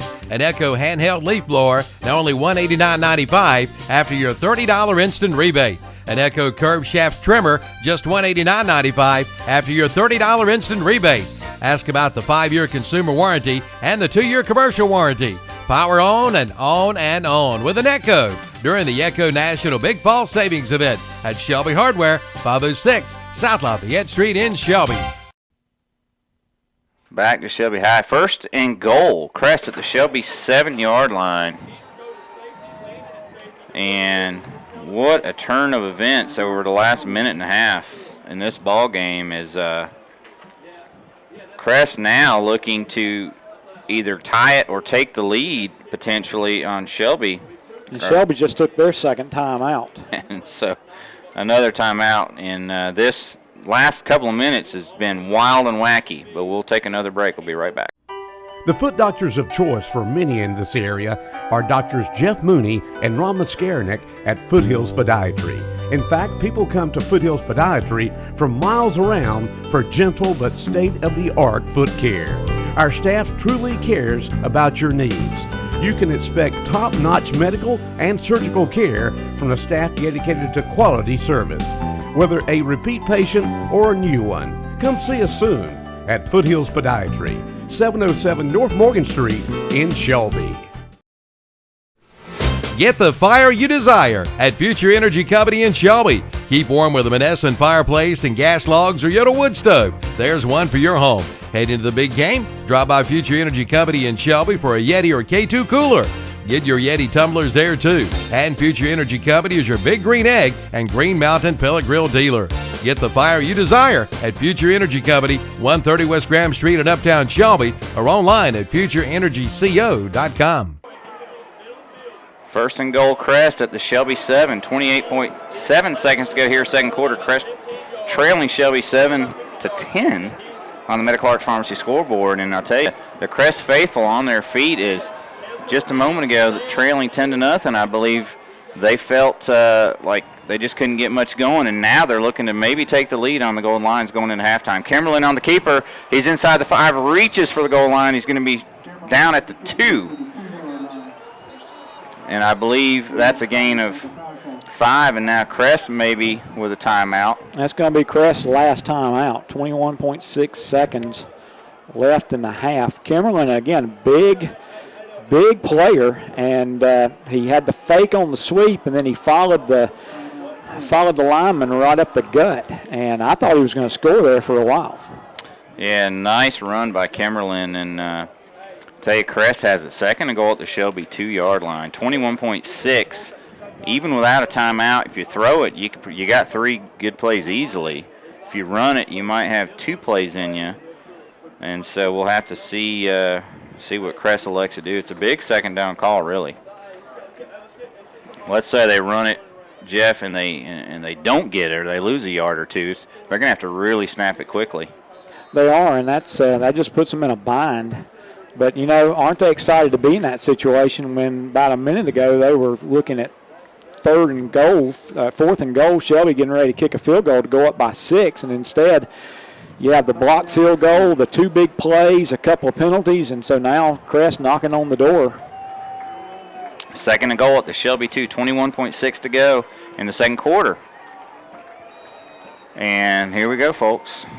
Crest with a kind of a heavy package in there. Kimberlin in the shotgun. They send 2 H-backs out wide now. And all kinds of movement. I don't know who moved, though. Let's see. Flag thrown from the side. False start, Chargers. So that backs Crest up 5. Now 2nd and 7. And that takes a few of the plays out of your playbook. And sometimes, Jeff, I don't know if sometimes you can outthink yourself. You take a timeout and you say, hey, let's do all this motion and crazy stuff, maybe trying to get the defense to jump, and then you do it yourself. Now we're going to get the sideline warning on Crest. And so Jeff, we were talking before we came on the air. There's been very little chatter about this game all week. Normally leading up to this game, the NC Preps and the Carolina Preps websites are going crazy. A little bit quiet this week, and don't know why. It's been everything we thought it would be. Kimberlin goes up top on second and goal. Contact in the end zone. Flag comes out. Tell you, that was Hosh and Smith both going up for it in the corner of the end zone. Wow. Smith is saying Hosh was pulling my jersey the whole time, and Hosh is saying he was pushing me with his hand the whole time, and I don't know what they're going to call. They're going to talk about it. Potential they could just say no flag, but we'll see. Pass interference, Golden Lions. So now you got the Shelby faithful a little upset with that call. That was a jump ball, and that's really why you throw a jump ball, Jeff, is because your guy has the advantage. He's turned around looking at you, and the defender's sort of defenseless, if you know what I mean. That's and you tend to get that call a lot at every level of football, and Crest got the call there. Second and goal, and we're going to take a timeout. I believe Shelby calls their last timeout. We'll see what happens. We'll be back right after this. Think your dream home is out of reach? Think again. At Silver Point Homes in Lincoln, they provide quality custom construction and the luxury amenities you want at an exceptional value. Whether you're a first-time home buyer or an empty nester looking to downsize, we have the perfect home for you. Visit silverpointhomes.com to learn more or stop by our Lincoln Sales Center to tour our model homes. Let our friendly staff help you visualize your dream. Silver Point Homes, making your dream home a reality. New models now on display. Silver Point Homes, East Main Street, Lincoln. Have you got a ping, pang, ding going on with your car or truck? Then take it to A-Plus Automotive in Shelby. A-Plus Automotive does all types of automotive repairs, from tune-ups to oil changes and complete diagnostic work. And they are a North Carolina inspection station with over 30 years of experience. See A-Plus Automotive in Shelby. They also do AC and heater repair. Get her running today with a stop at A-Plus Automotive, 1900 Elizabeth Avenue in Shelby. Second and goal, Chargers from the Shelby 3, 15.7 seconds, still to go in the second quarter. Cumberland rolls right. He gets pressure. He airs it, and it's picked off in the end zone by the Golden Lions. I think it's Will Stites. Wow. And Will Stites with his second pick of the season, and oh my, what a play by the senior linebacker as he picks it off in the end zone. Big hit by Dax Hollifield on Kimberlin as he threw it, and then with the pick in the end zone is Will Stites, and Shelby comes up with a big play of their own, and now they got 1st and 10 at the 20 with 9.3 seconds to go. What an exciting first half of football, Jeff. Everything we thought it would be. I'll tell you what, exciting is the word. Turnovers, penalties, big plays, everything you'd want, and we were just through the first half. Surratt takes a knee and says, hey, let's go in the locker room with a 10-7 lead. So after one half of exciting Cleveland County football in the 50th matchup between these two great programs, Shelby leads Crest 10-7 on the Medical Arts Pharmacy scoreboard. We're going to take a 3-minute break. We'll be back with the Bill Shuford Heating and Air halftime show right after this. Who better to turn to for life insurance than someone who's already part of your life? Your State Farm agent has been there for everything from your first car. Hi, this is Steven. My dad's car got a dent. To your first home. Hi, this is Steven. You know that hailstorm last night? So when it comes time for life insurance. Hi, it's Steven. We had a boy, Stevie Jr. Turn to somebody who's been there all along. Call your State Farm agent about life insurance today. See Robin Brackett, State Farm Insurance Agency at 941 East Marion Street in Shelby. Call 704-487-6855. Excited to be a loyal Shelby High School football sponsor is Willis Flooring and Tile here in Shelby at 2247 Kings Road, across from Carolina Auto Glass on the corner. Open 8:30 to 5:30 Monday through Friday, Saturday 8:30 to 3:30. Willis Flooring and Tile specialize in all types of flooring, tile, laminate, carpeting, countertops, shower doors, closet organization, cabinets, and more. We do it all at Willits Flooring and Tile. Call store manager Greg Cothran today, 980-404-0065. Willits Flooring and Tile, proud to support the state champion Shelby Golden Lions football. Get your insurance quote today from Gaylord Brawley Nationwide Insurance Agency in Shelby. Call and talk with Bart, Gary, Heather, or Gaylord today. They've been serving individuals, families, and businesses in Cleveland County for over 24 years, offering auto, home, business, or life insurance. They strive to exceed their customers' expectations. Expect the best, and you get the best with Gaylord Brawley Nationwide Insurance Agency, 1235 Falston Road, Highway 18 North in Shelby. Call 704-484-2680 today. The RVer's most trusted resource for over 50 years. That's Campers Inn. Family owned and operated since 1966. And this area's dealer is Campers Inn in Kings Mountain. Campers Inn is the nation's largest family-operated RV dealership, 16 locations up and down the East Coast. From motorhomes to travel trailers and more, from the industry's leading manufacturers, plus award-winning RV sales and service. See hundreds of RVs for the best prices, plus they have certified and trained service personnel and a professional staff with years of RV knowledge. Campers Inn, Highway 161 South at I-85 in Kings Mountain. Tell them Calvin sent you in to the Campers Inn. The J. Morgan Company is proud of our Cleveland County high schools, Burns, Crest, Kings Mountain, and Shelby, and wishes all of our local high school athletes good luck. Whether it be football, cross country, tennis, soccer, basketball, volleyball, swimming, wrestling, track, golf, softball, or baseball, best wishes for a good season. Take the discipline, integrity, sportsmanship, and winning spirit you learn participating in your sport and use this to be successful and happy for the rest of your life. And fans, go out and support these student athletes by being in attendance at their games. The Cleveland County Fair returns September 28th through October 8th. It's Cleveland County's biggest annual event. Plan now to bring the family to the 93rd Cleveland County Fair. Entertainment includes the Zerbini Family Circus, Extreme Illusions and Escapes, Act Monsters, Chainsaw Art, Boomer and his farm delivery truck. Plus, enjoy the sounds of Blend with hits from the 50s and 60s, along with country and gospel. Plus, Demolition Derby on the grandstand. Plan now to be there September 28th through October 8th. The 93rd Annual Cleveland County Fair. Online at clevelandcountyfair.com.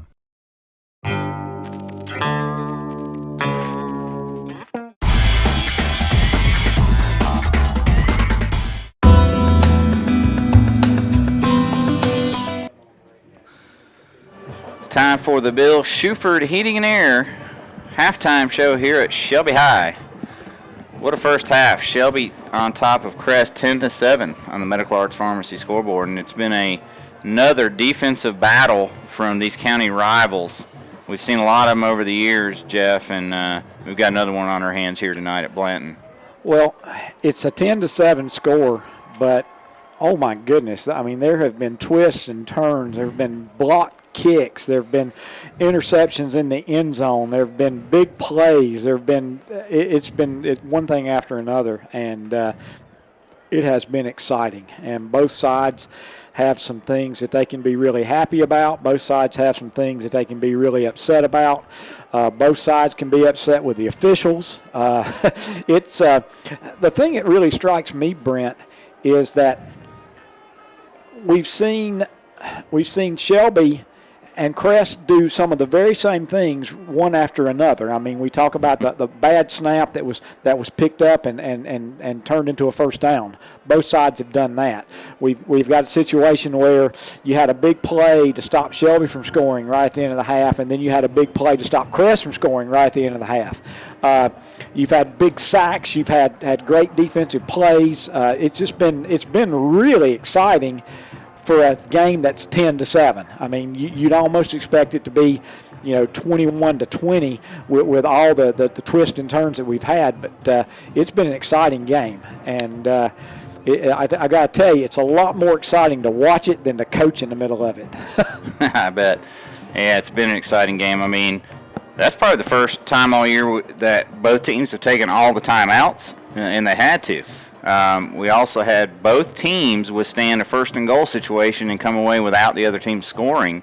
and inside 2 minutes left in the half. So we could have had any number of different scores here at halftime. It could have been 17-7, 13-7, could have been 14-10 the other way, 10-10, but instead it's 10-7 Shelby.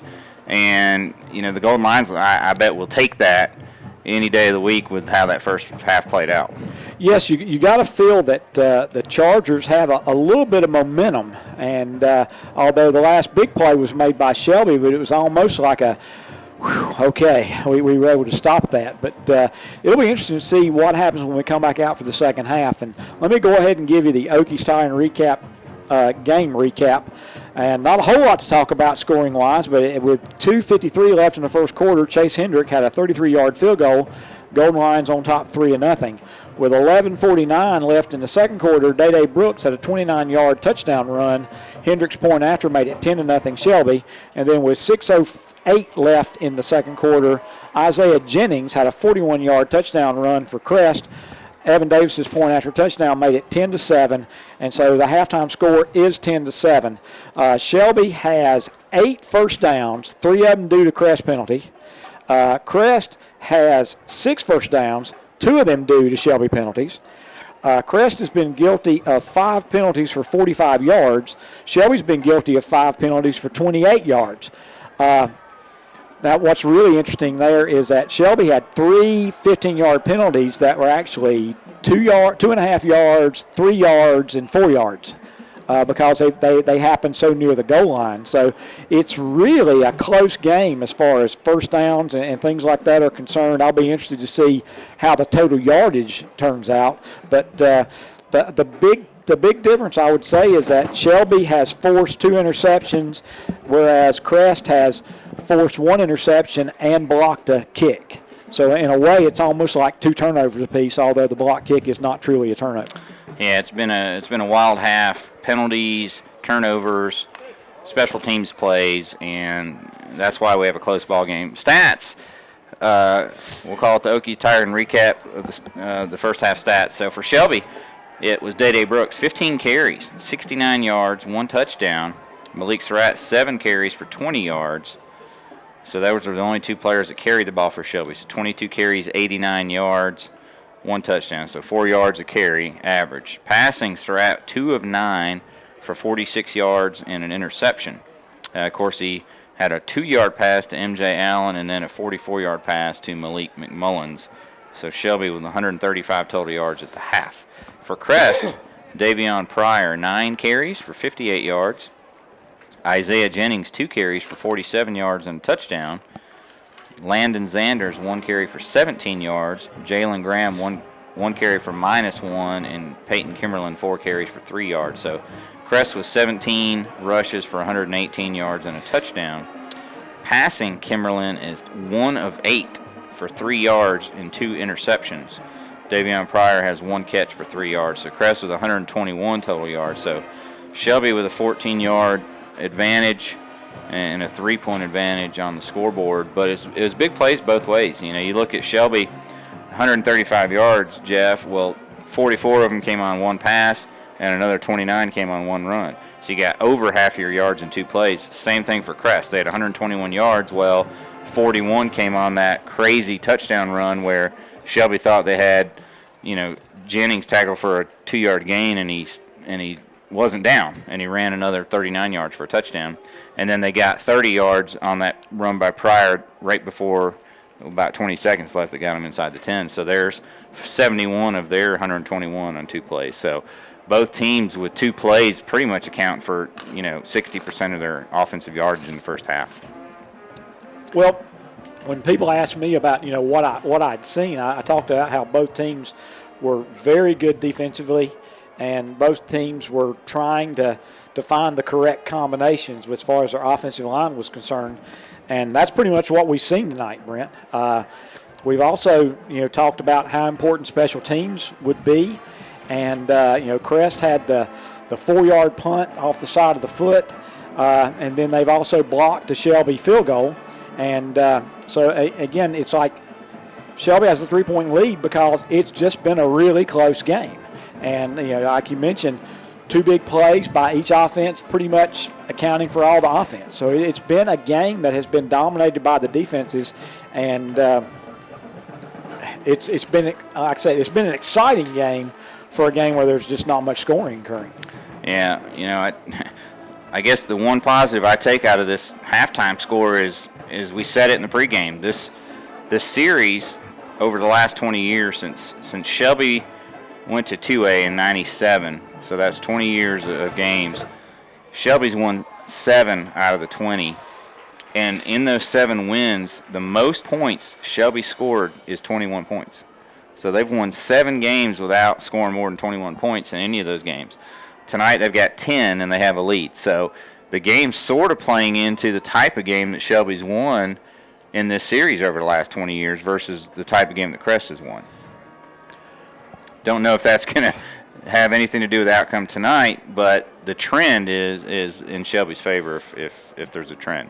That's true, and we talk about that first drive of the second half, how important that's going to be. Crest feeling much better about their offense because in the second quarter is when they had all their offense, and they're kicking themselves for throwing that interception when they were in position to at least kick a short field goal to tie it going into halftime. But instead they throw the interception. Shelby goes out, takes a knee, and going to go to the second half, and then Crest is going to say, okay, guys, I guarantee you those coaches are talking about the positives of, okay, second half we got our offense going, we got some big runs, we got some big gains, and they're saying that they're guilty of stopping themselves. I mean, I guarantee you that's what they're saying at halftime. And so they're going to try to come out and have a good drive to start the second half. Shelby, is saying pretty much the same thing. Guys, we've missed a few blocks. We were a little bit slow on getting the field goal off. I mean, we should be up by at least 6 points, maybe 10 points. And we've just got to make sure that we make the tackle. I mean, even if it looks like the guy's down, if that whistle hadn't blown, let's go ahead and finish the tackle. And but it's a Shelby Crest football game. I mean, it really is. Lots of twists and turns, lots of excitement, crazy plays, flags flying, officials talking among themselves, going to both head coaches trying to explain what's going on. So it has not disappointed. Yeah, I haven't seen a call in which I've just sat there and said that's a bad call. I think tonight the officials are doing their best job in a game like this where it's a heated rivalry. There's been, offsetting unsportsmanlike conduct penalties. There's only been one time where there was some extracurricular and one team got called and the other team didn't. In the grand scheme of things, it didn't hurt that team because Shelby made the interception. So, I haven't seen just a call that I said, wow, they really blew that one in anybody's favor. So it's been about where you'd expect a game like this. Now, we didn't know what to expect. I talked about the chatter. There wasn't much chatter all week on the message boards and whatnot because I don't think anybody knew what to expect. Shelby's had 3 games in which 2 were not blowouts. One was, but they didn't show the explosiveness of the past season's offenses. And then Crest, has played a really good South Point team in the first game under a new head coach. They stuck with them late. The TC Roberson game, they kind of lost, almost blew a big lead. But at the end of the game, I think the Crest faithful didn't know what to expect from Crest. Crest had an extra week to prepare versus Shelby. But I think now after seeing a half of football, I think we sort of know what these two teams have. And the advantage for both teams is the defensive lines are a little bit ahead of the offensive lines. And so this game could come down to that old field position game that you talk about is so important in high school football especially. And I could see where, kicking off to Crest, if Shelby can get a good, a kickoff into the end zone or good coverage and then force a 3 and out, you might play the field position game the whole third quarter. And that could be the difference in the ball game. That's true. And, again, we're just lucky that we're able to have a rivalry like this. And I want to agree with what you mentioned. Every time a flag has been thrown, it's been a situation where if it was on your team, you're upset about it. but the other side is thinking, yeah, that's a good call. And so you're right, there haven't been any just horrible calls, which we've seen this year. We've seen some like, where in the world did that come from? We hadn't seen any of those. There have been some flags, and almost every flag, it's like, hold your breath. Who's it going to be on? But nothing that you can say is, oh my gosh, that's just terrible, because the penalties are pretty much even. I mean, both teams have been called for 5 penalties, and penalty yardage is pretty much the same when you take into account that Shelby's 3 penalties were like for 2 yards, 3 yards, and 4 yards, where it could have been 10 and 15 yards each. No doubt about it. Tell you what, we're going to take a couple of minute break here on our Bill Schufert Heating and Air halftime show, because we got about 2.5 minutes before the second half kickoff, and we don't want anybody to miss any action. We're going to take about a 2-minute break. We'll be right back. Shelby leads Crest 10-7 at halftime, and we'll be back after this word from our sponsors. Drew, this new city just makes me miss home, man. Go get a sweet tea from McDonald's. They make it fresh, sweet, and it's icy cold, just like your mom's. But I miss home. Oh, so you miss your mom telling you to make sure your room's clean? Or close the fridge, Ryan, and stop letting all the cool air out. Or turn them lights off, All right, got it. The sweet tea is just right. But I'm going to tell my mom you got jokes. No, don't. This is no joke. Stop by McDonald's and get a large sweet tea for just $1 all summer long. Large sweet tea, just $1. Price and participation may vary. Limited time only. Medical Arts Pharmacy is your locally owned independent hometown pharmacy. Unlike the big chain stores, Medical Arts Pharmacy calls you by name and treats you like family and friends, not a number. Medical Arts has more National Board certified technicians and personnel than other pharmacies to keep down your waiting time on prescriptions. Online refills at medicalartsofshelby.com. Medical Arts Pharmacy, 108 Grover Street near the hospital in Shelby. Call 704-487-8068.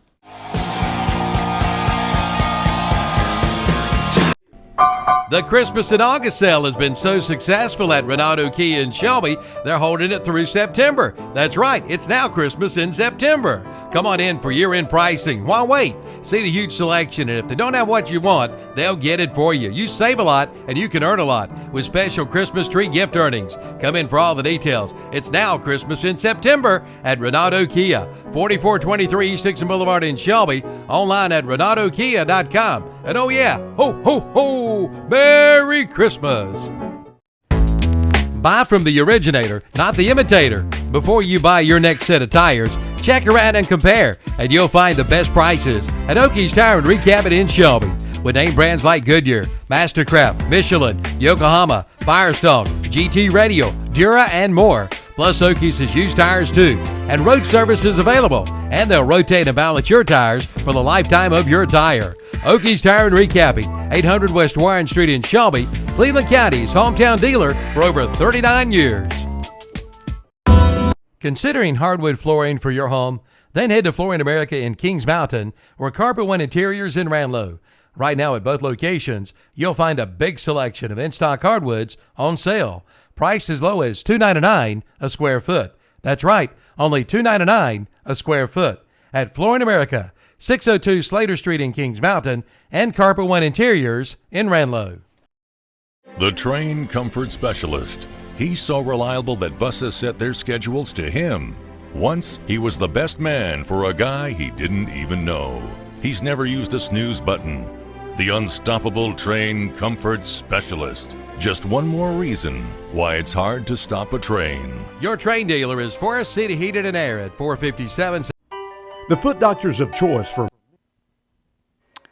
Back to Shelby High. Moments before second half kickoff, Jeff. It's a big second half here in this county rival. You're talking about two teams that had showed a little chippiness there toward the end of the half. And so you got to wonder if we need to keep an eye on that here in the second half. And the momentum and the field position, I think, could be huge. See how the second half goes. Shelby set to kick off to the Chargers. Shelby with their backs to the field house, so they'll be kicking away from the field house. Chase Hendricks has it teed up. Crest faithful trying to get fired up. They got Jeter, Hosh, and Zanders, the elder Zanders, Quentin back to receive. So three deep men for the Chargers. Hendrick, kicking this way earlier, was able to put it in the end zone. This time, deep kick. Zanders takes it at the 7. He's trying to bounce it down the sideline. Now he cuts it back to the inside, and he's got all kinds of running room. He's out past the 35, 40, cuts back in, and he's out across the 45. Again, Shelby unable to get good coverage on the kick, and Crest takes advantage as they get it out near midfield. Yeah, and it looked like really good coverage. I mean, he got his first contact at about the 20-yard line. Then he cut it all the way across the field, and it's just been a difficulty for the Golden Lions all year. So, again, there's that big return that we were worried about. So, Crest's going to start on their own 45-yard line. 1st and 10, Crest on the 45, handoff to Graham, and he's grabbed and gobbled up and taken down at the line of scrimmage. Nice play by 90, Trey Jolly, and 50, Trey Darlington. So the two Treys in on that one. 2nd down and 10. And Graham he's only carried twice in the ball game. He's got -1 and 2nd and 10, and everybody's moving forward again, and no call. And again, Graham gets the call, and he gets about 4 this time. As the O-line got a pretty good push that time. Yep, pretty good push, and 3rd down and 6. Again, nothing to be overly concerned about as far as Shelby's concerned. In fact, they're not going to give him actually all 4. They're going to give him 3.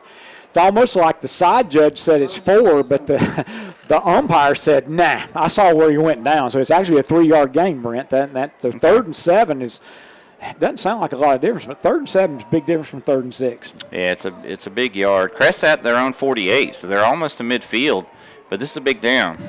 And it's a handoff to Pryor, and he breaks through, and he's in the secondary. He's inside the 30, the 20, 10, 5, and he's down at the 1-yard line. And Crest has 1st and goal as Pryor breaks through for the huge gain. Again, a little bit of almost a counter action, and once Pryor gets in the secondary, he shows his speed. So that's his 2nd big run and his last 2 carries. He didn't have a carry over 5 yards in the game, and his last 2 carries have been 30 and 51. So Crest has found something, or Pryor has found something. Well, the official way over here on our side, it says signaled a touchdown. The official on the other side never did. So if this, and there's just a big pile of players. This official signaled touchdown, so it will be a touchdown. Kimberlin will get a 1-yard touchdown run.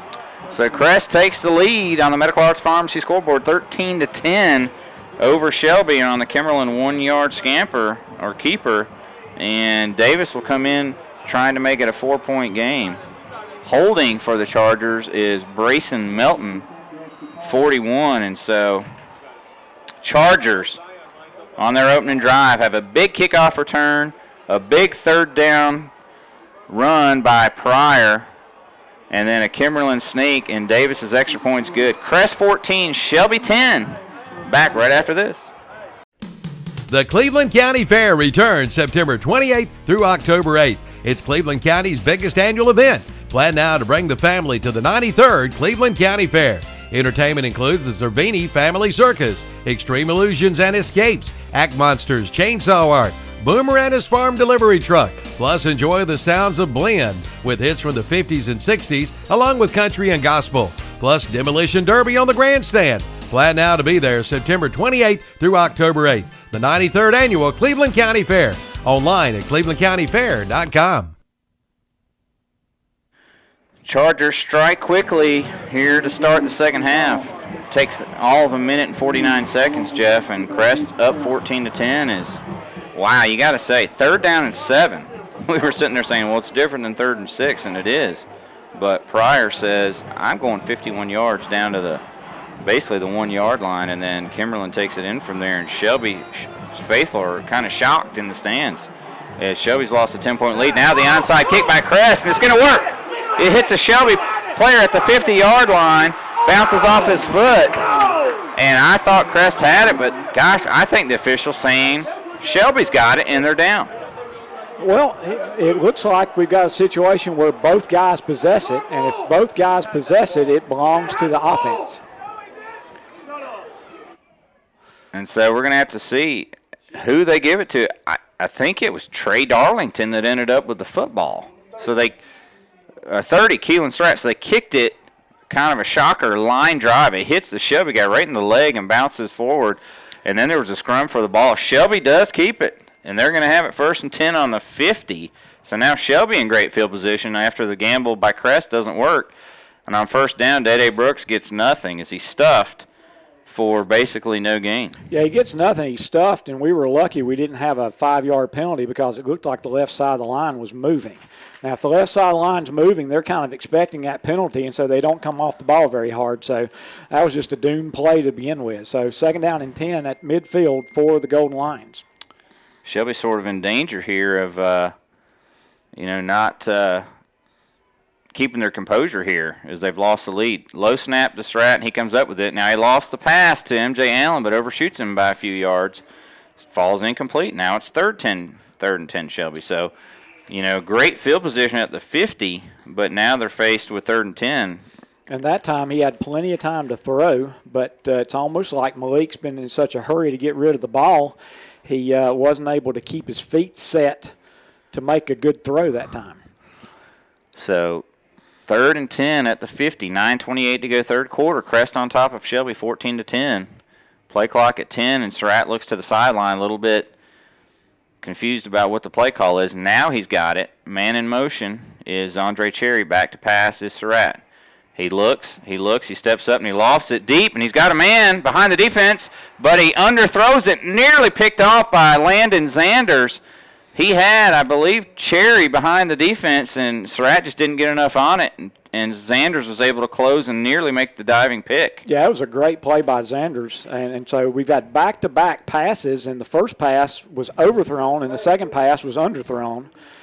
Legal motion on Shelby is going to be declined, So even if he had thrown the touchdown pass, it wasn't going to count.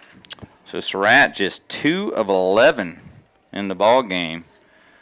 And you got to credit a lot of that to that Crest pressure up front. But he has missed a couple of guys, especially there. I think Cherry had the defense beat, and Malik just got rid of it a little bit too late. Smith on for the punt, and here comes Crest. They almost get to it. Smith gets it off. Fair catch by Jeter, and it's on the ground. It hits him in the leg, and Shelby's got it. So Jeter with a miscue, and Shelby takes over at the Crest 25. And that's the second time we've seen Crest try to come up and field it on the run and mishandle it. They fell on the first one. This time they don't. And Shelby takes advantage, and so we've seen a little bit of everything, Jeff, in this ball game. We really have. And now Shelby with a chance at the Crest 25. Going quickly, and it's the option pitch to Day Brooks, and he's got 3, maybe 4. Yeah, and that was a lot better decision. I mean, that Shelby scored on that back in the first half. It seems like about 9 days ago.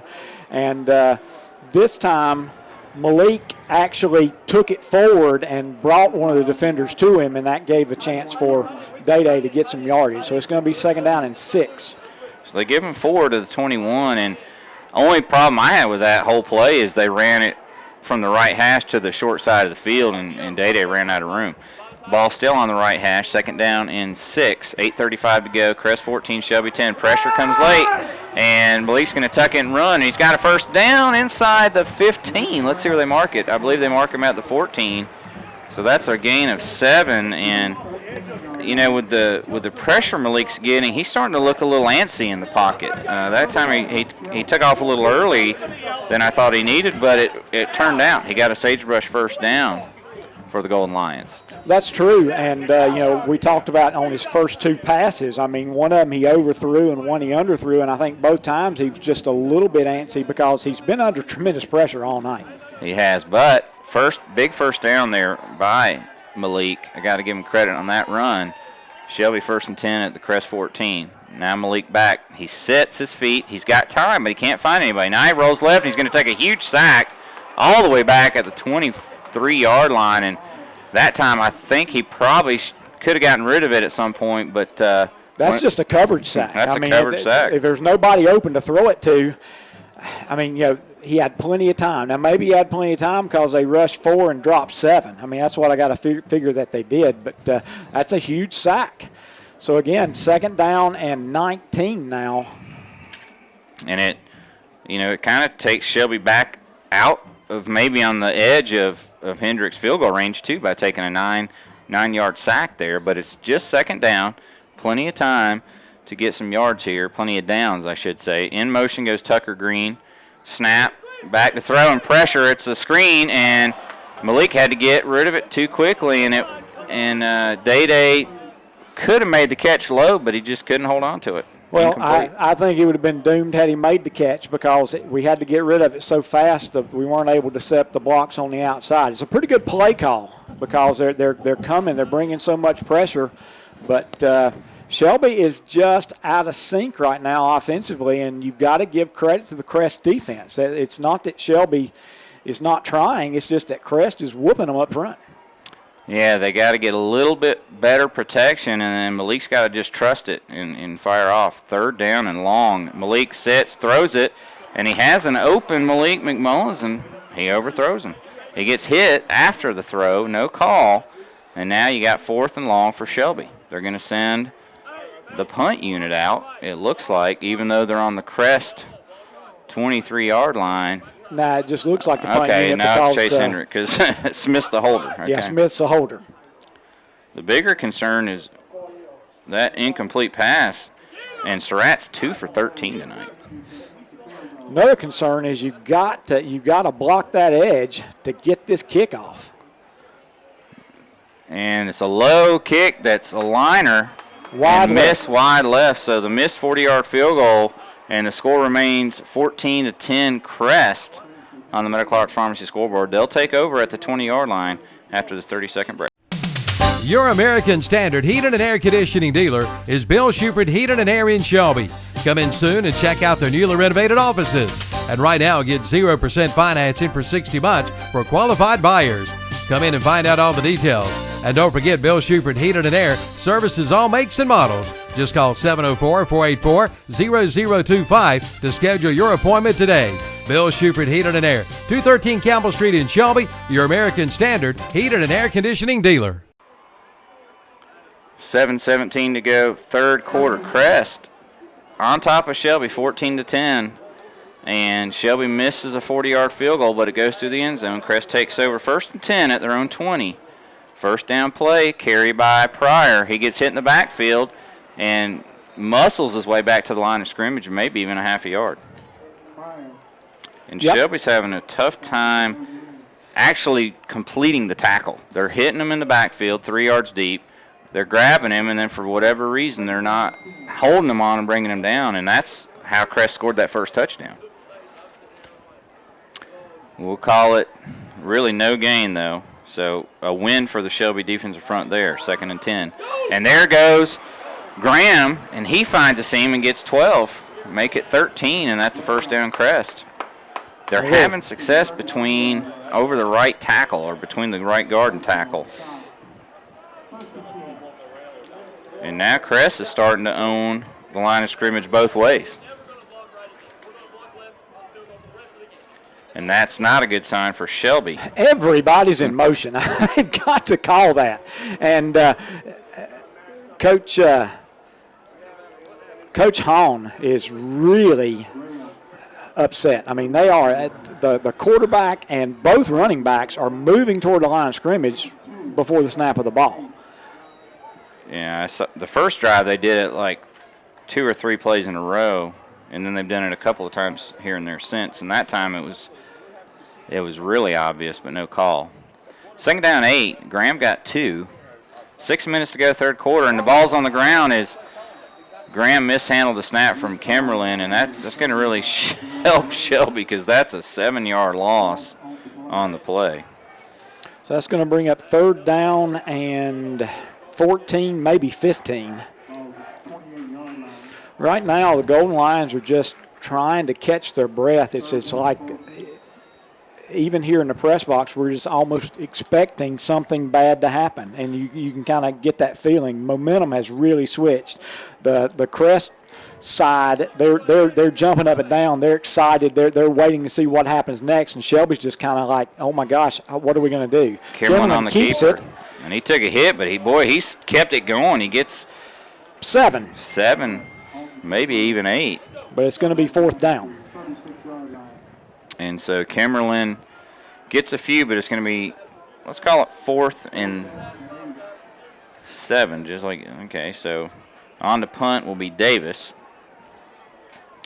And here's that field position game. At this point, Crest has to just feel pretty confident in their defense. I mean, Shelby's got what? The fumble, they got it on the Crest 25, didn't score. A minute ago, they had 1st and 10 goal at the Crest 10, didn't score. So twice Shelby's been in the red zone and hadn't even gotten any points on the board. Here, there's a punt. It's going to be down at the Shelby 40. So again, good field position for the Golden Lions, but they just haven't found the play, Jeff, that gets the big play, if you know what I mean. That's true, and It can happen just at any second. I mean, the momentum has truly switched. It's on Crest side, even after the botched onside kick, even after the block, the drop punt. Again, Crest, you can really feel that Crest has momentum right now. Shelby's got to make a play. Well, Shelby's going with that 2-back kind of crisscross set that they go to in a lot of games. Day Brooks gets the carry, but nobody fooled. He does his best to get a couple. That Crest front four is just, they're closing all the gaps. And Day's just running into a wall, and the only yardage he's getting is just keeping his legs moving and pushing forward. And so 2nd down and 8. And our option to the short side, and it's pitched to Dunlap. And gosh, he takes a wallop. It's a good hard run. Now, and a lot of people are like, why do we run that option in the short side? You run it in the short side because there's less people. And there's less people because it's the short side. But, running it in the wide side, Crest is outrunning us to the wide side, so it's the one place you can go with it. But 3rd and 6. A couple of 2-yard gains for Shelby, and they're just not winning that line of scrimmage battle right now. And they're having to go to plan B and plan C because of that. Surratt keeps the 2-back set. He's in the shotgun. He's dropping back to pass. He's got all day this time, and he still can't find anybody. He's going to take off and run. He's got the 1st down and more. He's inside the Crest 45, and you got to, I say you got to credit the Crest front 7, but how many times has he had time to pass and hasn't even gotten a pass off, and because there's nobody open? Well, again, you can tell that they didn't rush. They didn't rush a large number, and they dropped everybody back in coverage. That's why he had so much room to run. He got 14 yards, Sagebrush 1st down. And on 1st down, I believe it was Dunlap gets the carry. Yep, Dunlap gets 3. 2nd down and 7. Shelby trying to go tempo. Again, trying to get the momentum back on their side. 2nd and 7, 3:28 left here in the 3rd quarter. Crest leads 14-10. It's turned into one of them games. Day Brooks running wide, and he does get the sideline and more. He's inside the 25. Now he's inside the 15 on 2nd effort. Day Brooks with a big Sagebrush 1st down run to the 14-yard line. That's a gain of 25. Well, Day says, Keep feeding me that ball, and I will make some momentum. And that was a great run. And that's the first time he's actually beaten Crest to the corner and was able to turn it upfield. We had some really good blocks that time. We got a seal by the right tackle, and so that he was able to get some yardage off of that. And now Brooks inside, not much, maybe 2 well, 3. Now the pile's pushed forward. And now maybe a little momentum back to Shelby. Yep, that turns out to be a 5-yard gain when I looked like it was going to be nothing. One thing about Day, he keeps his feet moving, and then the offensive line kept their feet moving that time. 2nd and 5 now, inside the 10. And a handoff to Brooks around the left side. Lead blocker's Dunlap. He gets the 5, and inside the 5 might be 1st and goal, Golden Lions. It will be 1st and goal to the 3. And this is the drive that Shelby needed, Jeff. If they can somehow stick this one in the end zone. Yep. Got to put it in the end zone. Got to get 7. And Day-Day is going to have to come off the field because something has come. His shoe has come off. He picked up 6 and another Sagebrush first down. First and goal, Shelby at the 3. First down carry, Dunlap. And there was a hole that quickly closed because Big 89, Jeremiah Boykins, closed it. Yep, looked like we were might score, and I think we got just inside the 2, so it's going to be a pickup of 1. And that's just the difference in Dunlap, who's a good running back, and Day-Day, who's an elite running back. Yep, Dunlap. Got a Crest player down. Looks like it's time for the Cramps. And we'll take a timeout as well. Be right back. Shelby driving, but down 14-10, third quarter. The Christmas in August sale has been so successful at Renato Kia in Shelby, they're holding it through September. That's right, it's now Christmas in September. Come on in for year-end pricing. Why wait? See the huge selection, and if they don't have what you want, they'll get it for you. You save a lot, and you can earn a lot with special Christmas tree gift earnings. Come in for all the details. It's now Christmas in September at Renato Kia, 4423 East Dixon Boulevard in Shelby, online at renatokia.com. And oh yeah, ho, ho, ho! Merry Christmas! It's the Echo National Big Fall Savings Sale at Shelby Hardware, 506 South Lafayette Street in Shelby. An Echo handheld leaf blower, now only $189.95 after your $30 instant rebate. An Echo curved shaft trimmer, just $189.95 after your $30 instant rebate. Ask about the 5-year consumer warranty and the 2-year commercial warranty. Power on and on. Second down and goal, Golden Lions. And there's the scrum at the 1. I don't know if the running back ever went down to the ground, which was Day-Day Brooks. So it's going to be third and goal just inside the 1. All right. So another 1 yard gain. Surratt gives it to Brooks, and Brooks pushed back again and denied. Fourth and goal at the 1. Shelby cannot break in.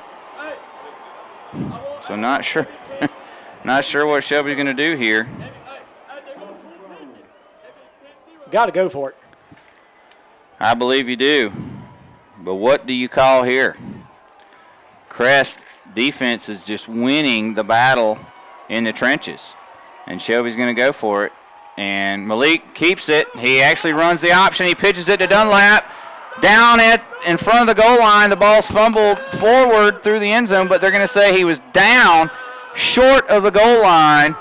And Crest is going to take over on downs as Shelby, for the 3rd time, gets it inside the 10 and comes away with no points.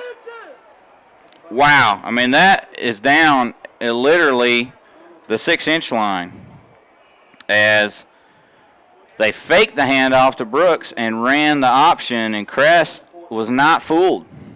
They had everything covered.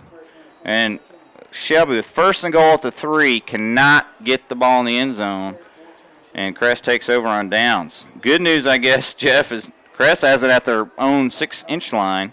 Yep, it just got to. Maybe the defense can come up with something big here. And Kimberlin's just going to keep it and try to punch it out of there, and he got maybe a football or two. It's going to be second down on the 1 now. And so we're down to 42 seconds left in the third quarter. We're about to go to the fourth quarter in a 4-point ball game here. It's really no gain. They're going to give him the 1, so officially it's still no gain. So let's see what happens here.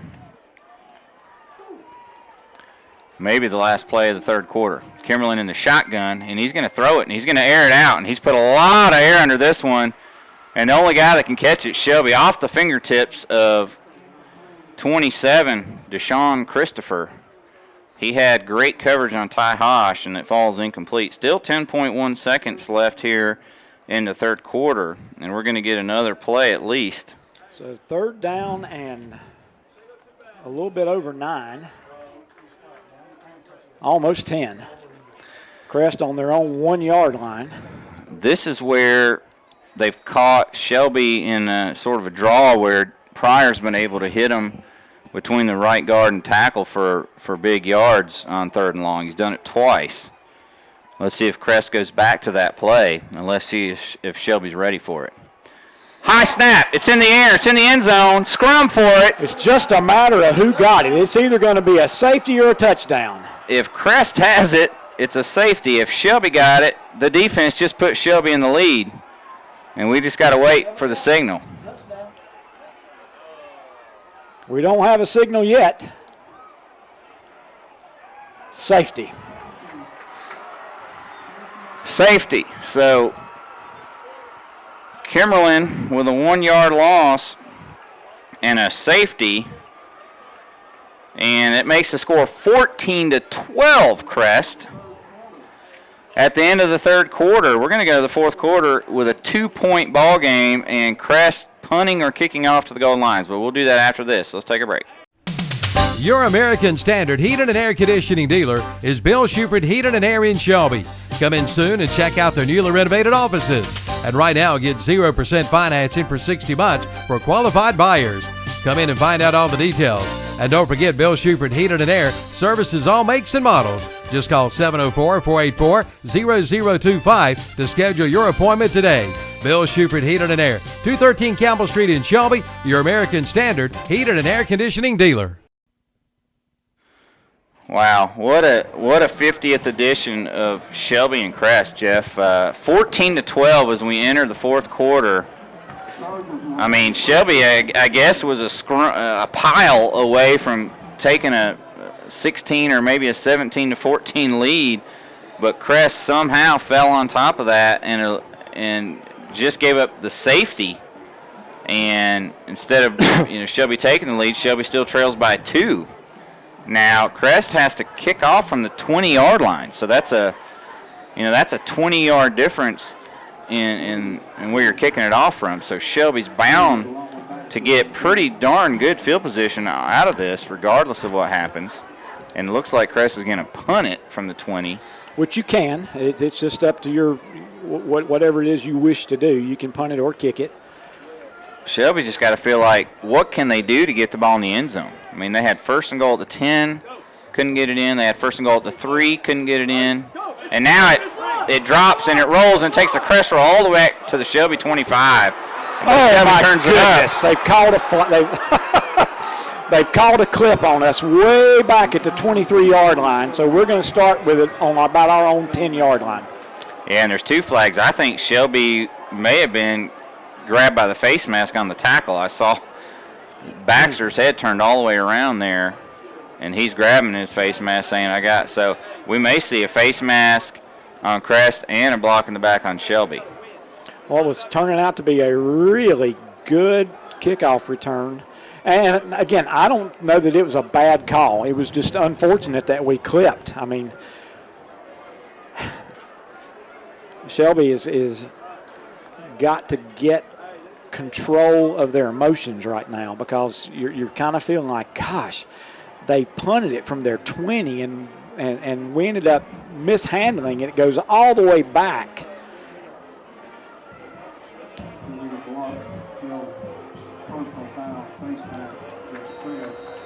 So at the end of the day, Shelby gets it. I don't know how Shelby gets it at the 43. So it's a block in the back by Shelby way back at the 23, a face mask at the end of the run up at the 42, and what the officials are telling us is it was an offset, and they're just going to give Shelby the ball at the end of the return, which is the 43-yard line. Coach Eden's not happy. I've never seen that before. Yeah, I hadn't either. I'm not sure they got it right, but I'm also not an official, and so I would have thought that you would mark the penalty off from the spot of the penalty and then mark the second penalty off from there. And they're actually calling a 5-yard penalty on Crest, but pre-snap. I tell you, that's interesting. So not sure what's going on, but now instead of 1st and 5, they're calling it 1st and 10. So I'm not sure. I thought it'd be a 1st and 5. Anyway, Shelby ball at the 48, 1st and 10. Handoff around the right side. Day Brooks. Crest gets pressure, blows that play up, and Day fighting for his life. He's still on his feet, and he's going to get 2 yards. I don't know how, because he was destined for a 5-yard loss there, but he is Day Brooks. Well, how many times in the last few years have I talked about a Day Brooks making one of the greatest 2-yard runs that you've ever seen? Well, there's another one. 2nd down 8 at midfield. Shelby has had the field position the whole half. They've been inside the 10 twice. They've been in the red zone 3 times and failed to score. They got to feel like they got to get some points here. 11 minutes to go in the ball game. They trail 14-12 on the Medical Arts Pharmacy scoreboard. Shelby stays with a 2-back set. That was successful, getting them all the way to 1st and goal on the last drive. And now Surratt's going to throw it complete to Dunlap, and he's going to lose 4 yards. But it was either that or take a 10-yard sack. And Coach Ware giving some words out there. So Dunlap's going to make the catch, but it's going to lose 5. It's going to bring up 3rd and 13. So Shelby just can't get anything positive going. That's only Surratt's 3rd complete pass of the ball game, and it loses 5 yards. So he's now 3 for 14 for 41 yards. And that's just not Malik Surratt type stats. And so Crest has just given him and the Shelby goal line offensive line fits all night long. 3rd down 13, 10:45 to go. Shelby trails Crest 14-12. 3 receivers left, ball on the right hash. Shelby driving towards the field house. And blitz from Crest, but flags come down from the Crest sideline before the snap. Yeah, we went in motion. We're going to have illegal motion. Tell you one thing, Shelby has not done once tonight, and maybe it's that Crest is taking it away, but Shelby has not thrown that quick pass over to the sideline, the bubble. They have not thrown it once all night. Tucker Green has not even been thrown to, and he's the leading receiver for Shelby coming into the game with 9 catches for 135 yards through 3 games. He has not had a pass thrown his way. And so got to credit Crest for either taking that away. 3rd down 18, though. Shelby in great field position to start this drive has gone backwards to their own 40. They got to get to the Crest 42. Surratt back. Here comes late blitz. He gets out of the first wave of it. Can't get out of the second wave. Takes a sack all the way back to the 34-yard line. And that's a loss of another 6 yards. And Shelby's going to have to punt. I can't, and again, I don't know if it's the play calling, but I can't see why Shelby hasn't tried some sort of short, quick 3-step drop pass. They keep going back and looking deep, and he doesn't have time to do it tonight.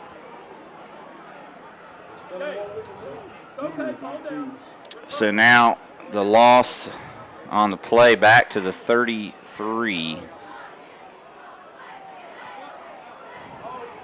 And it's 4th and 25. Punt is a good one by Josh Smith because it lands and it takes the roll for Shelby down to the Crest 15-yard line. It's going to be a 50-yard punt. That's a heck of a punt. And there was a lot of pressure put on Smith. He did a great job of getting that off. Then he tried to get his acting degree. Almost got his foot. I got to say, that was a good no call there. All right. 9:31 to go. Crest 14, Shelby 12. 2-point game. A field goal could be the difference in this one. Shelby's made one, had 2 one blocked, 1 missed. And on 1st down, Crest runs off tackle, but Shelby's there for a short gain and just call it 1 yard. Graham got the carry again. 2nd down 9, and Crest is in that mode where their defense has just been so dominant that they're just going to want to run some clock and see if their defense can hold for the rest of the game. Let's see if they try to catch Shelby by surprise here. 2nd down 9, under 9 minutes to go in the ballgame. Hand off to the second man, Pryor. Shelby again for a short gain. Let's call it 3. So it's going to be 3rd down and 4. And Pryor has really shown the ability to make a great spin move, and I was a little bit concerned he was about to spin out of that tackle. So a short gain of 3, and it looks more like 3rd and 6, maybe even 3rd and 7, I think. It looks like they got to get up to the 26, and they're on the 19. So about 3rd and 7. And low snap, Kimberlin drops back, slant, complete to Zanders for the first down. 2 Shelby players there. Ran into each other. They could have either one made the catch or pick, and it was Jalen Scott and Shamez Post, and they run into each other, and Zanders comes out with the ball and the first down out to the 30-yard line, gain of 11. Well, in the second half, Crest has made the plays, and Shelby has almost made the plays. That's been the difference so far in the second half. I know one thing is Crest has really frustrated the Golden Lions, really frustrated them. Give them credit for that, and they have a 14-12 lead with under 8 to go. Hand off to Pryor. Again, Shelby hits him, but Pryor just can fight for 3. He's getting some tough yards. So it's going to be 2nd and 7, and down to 7:40 left in the ball game. Crest perfectly happy to continue this grinded out play action passes. Again, very impressed with their ability to make the plays. And again, that's the big difference right now. They've made the plays. Shelby has almost made the plays here in the second half. 2nd and 7. Ball's on the ground again. Kimberlin picks it up, and he falls forward. He gets close to the line of scrimmage. He's just a big guy, so when he picks it up, he's hard to tackle. I don't know that he got. He's going to lose a yard, so it's going to be 3rd down and 8. Another big play. Big play for that Shelby defense. They've made a lot of good plays tonight. They have. They forced several turnovers, and it's just 14-12 Crest right now. 6:38 to go and counting on the Medical Arts Pharmacy scoreboard. Hand off to Graham, and Shelby's going to be up to the task. Short gain. It's going to bring up 4th and 6. So Graham gets 2, and Crest is going to put it back on their defense one more time. What Shelby's hoping is that Davis hits another one off the side of his foot, or maybe Jalen Scott can get in there and block one. He's been close a couple of times. Or Josh Smith with a big return. They'll take any of those 3. But they need some kind of spark as we're midway through the 4th quarter. 6 minutes to go in this one. Snap back to Davis, and he gets a pretty good kick away. It's going to bounce. It's going to take a neutral bounce. Now Shelby bounce, and it's going to be down at the Shelby 38-yard line. So no return, and Shelby's running out of time. But, Coach, they just need one play, one big play. That's true. That's all they need, one big play. 5:46 left in the ball game. They're going to put it on the senior, Surratt, and hand off to Brooks, another senior, and he's wrapped up probably for a yard loss. And offensive line is just having struggles because that Crest front 4 has been fantastic tonight. No gain for Day, and that was generous because I didn't think he got back to the line of scrimmage. 2nd and 10, Surratt to throw. He's got time. He looks deep, and he's got a man wide open. He falls down. That's been the way. He trips at the 33-yard line. That's been the way it's gone for Shelby tonight, and you just got to think something's got to break for us. There was a breakdown in coverage by Crest, and Giovanni Daly was on the left sideline, nobody around. Zanders may have had a chance to catch him after he caught it. But he tripped. But he trips over his own feet, and the ball falls right at his feet. Incomplete. 3rd and 10, Shelby. Big play, needless to say. Surratt back, Day Brooks picks up the blitz, and he's going deep, and he has really put some air under that, and Zandre Cherry just barely can't get to it, and it falls incomplete. Couldn't get to it. And 3 out. Not sure what Surratt's doing, but, man, he threw that a long way. I mean, he really threw that almost 70 yards in the air. But Cherry couldn't catch up to it, although he was behind the defense. And it's been that way, Jeff, all night. Just a couple inches every time against Shelby. Smith to punt. Good rush, but nice block by Jalen Scott. It's going to bounce and take a Shelby bounce inside the Crest 20 and out of bounds around the 16, 17-yard line. Problem is, Shelby's running out of time. 4:57 to go in the ball game, and Crest still leads 14-12. Shelby's going to have to probably get a 3-and-out here. And then they got to get, the offense has to do something. The offense has been pretty stagnant in this second half. In this half, Shelby has missed a field goal. They've turned it over on downs, and they've punted twice. So yeah, it's been a tough night. It's been a good Crest defense, and so now Shelby defense is going to have to pick it up again. Run on first down. Can't see the number, but only about a yard. And it was Pryor. Everybody has all their timeouts right now. 2nd down and 9. We're down to 4:43 left in the ball game. And again, Crest leads 14-12, and as exciting a low-scoring game as you'll see. Yeah, well, it's such a low score and such a defensive battle that it really is. It could be a mistake that loses the game and not that wins the game. A late flag comes out from the white hat as the runner stuffed up inside for short loss, and I think was that Kimberlin on the keeper. Yeah, Kimberlin faked it on the sweep around, and he ran it up the middle. Now, typically, you tell me when that flag comes from the white hat from behind, it's a hold.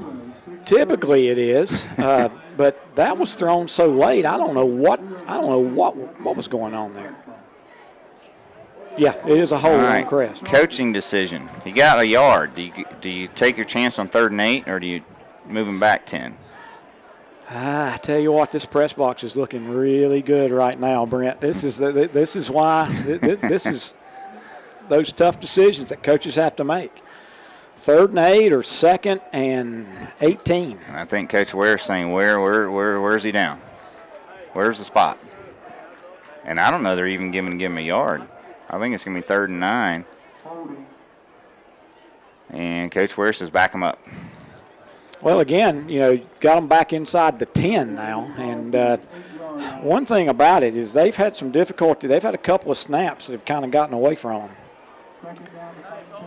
All right, so that backs it up to the 8. And they got to get out to the 27. 2nd down, 19. And hand off to Pryor, and he bounced and slipped, and then finally got brought down. And that's what he does. He's like a pinball. So he gets hit, but instead of going down, he just gets kind of bumped over. And then if he can get his feet back, he's very dangerous.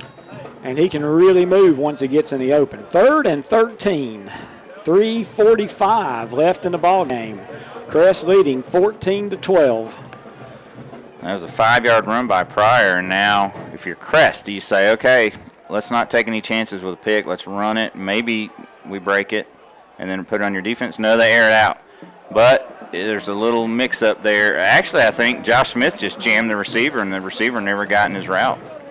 Well, that helps because if they run the ball, they might not have to punt it till under 3 minutes to go, but the incomplete pass means that Crest is going to be punting from close to their end zone. I think the line of scrimmage is the 13. There's 3:25 left in the ball game. So the two quarterbacks tonight have combined to go 5 for 27 with 3 interceptions. So I'd have to say these defenses have won tonight. Snap over the head of Davis through the end zone. We're tied. It's a tie game. It's a safety. And we're tied 14-14, and I can't make this up, folks. What a crazy crazy night here at Blanton Memorial Stadium. And now with 3:24 to go in the ball game, we're tied. And Crest is going to have to punt from their own 20-yard line to Shelby. You've seen everything. I mean, you've seen everything. That ball was snapped so far over his head. It wasn't so even far close. over his head. Manute Bowl couldn't have got that. That's how high it was snapped. And Okay. we're showing my age, but Manute Bowl's what, 7'6" or 7"? Yeah. NBA player, former NBA player. So it's 14-14. It's the strangest way to get to 14. So we've got a field goal, a touchdown, a point after, and 2 safeties. 2 safeties, and it's 14-all.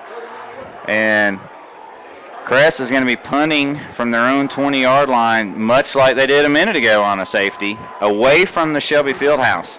So Shelby's going to get the ball. Hopefully. Yeah, hopefully if they don't muff it or fumble it or whatever, with a chance to go down and take the lead.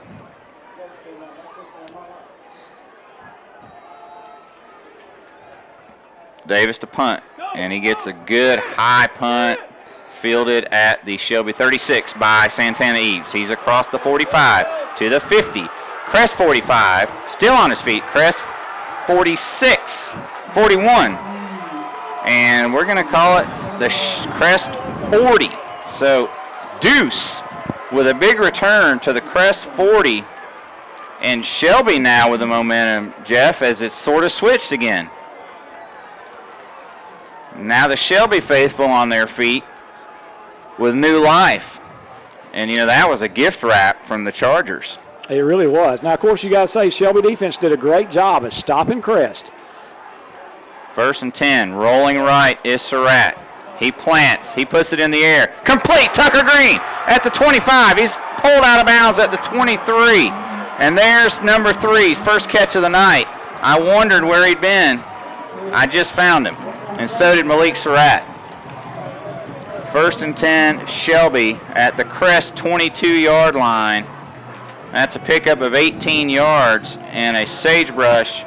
First down, Shelby. We hadn't had a chance to say that very much in the second half. That was the first time that Malik's really gotten time to plant and throw. Now he puts it in the air again, and it's just a little low for M.J. Allen.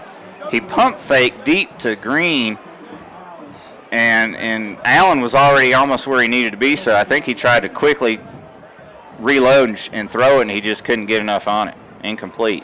Clock stopped at 2:58 to go here in the fourth quarter in a tie ball game, 14-14 here at Blanton Memorial Stadium. And this has been everything we thought it would be, probably even a little bit more. 2nd and 10, Golden Lions at the Crest 22-yard line.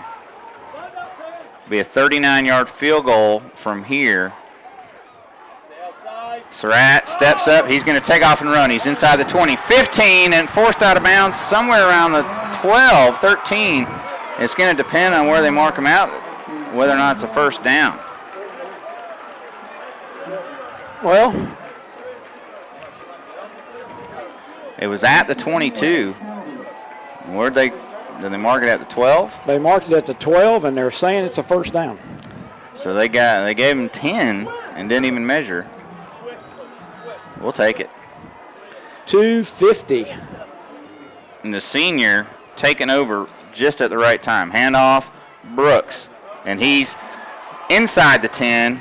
Crest trying to strip the ball. Almost was able to do it. But Day-Day held on for dear life. So he's at the 9 now. 2nd down and 7. This is not a goal to go. Shelby can get a first down at the 2. Clock still running, 2:30, 2:28. Tie game, 26th carry by Brooks. And now hard count pulls Crest into the neutral zone as long as they weren't forced by Shelby Twitch.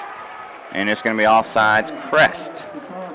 So that's about a 4.5-yard penalty. So that takes it to the 5. And I think you got about a 2nd and 2.5 at the 5-yard line. Jeff, what do you do here? Is it Day-Day Brooks? And and take your chance. I like giving it to Day-Day.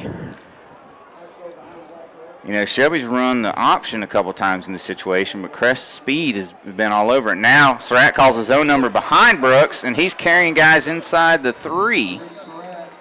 And he's going to be close to first down.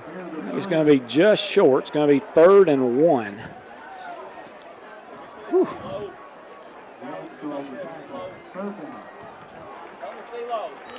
So you got 2, and it's what, 3rd and 1 maybe?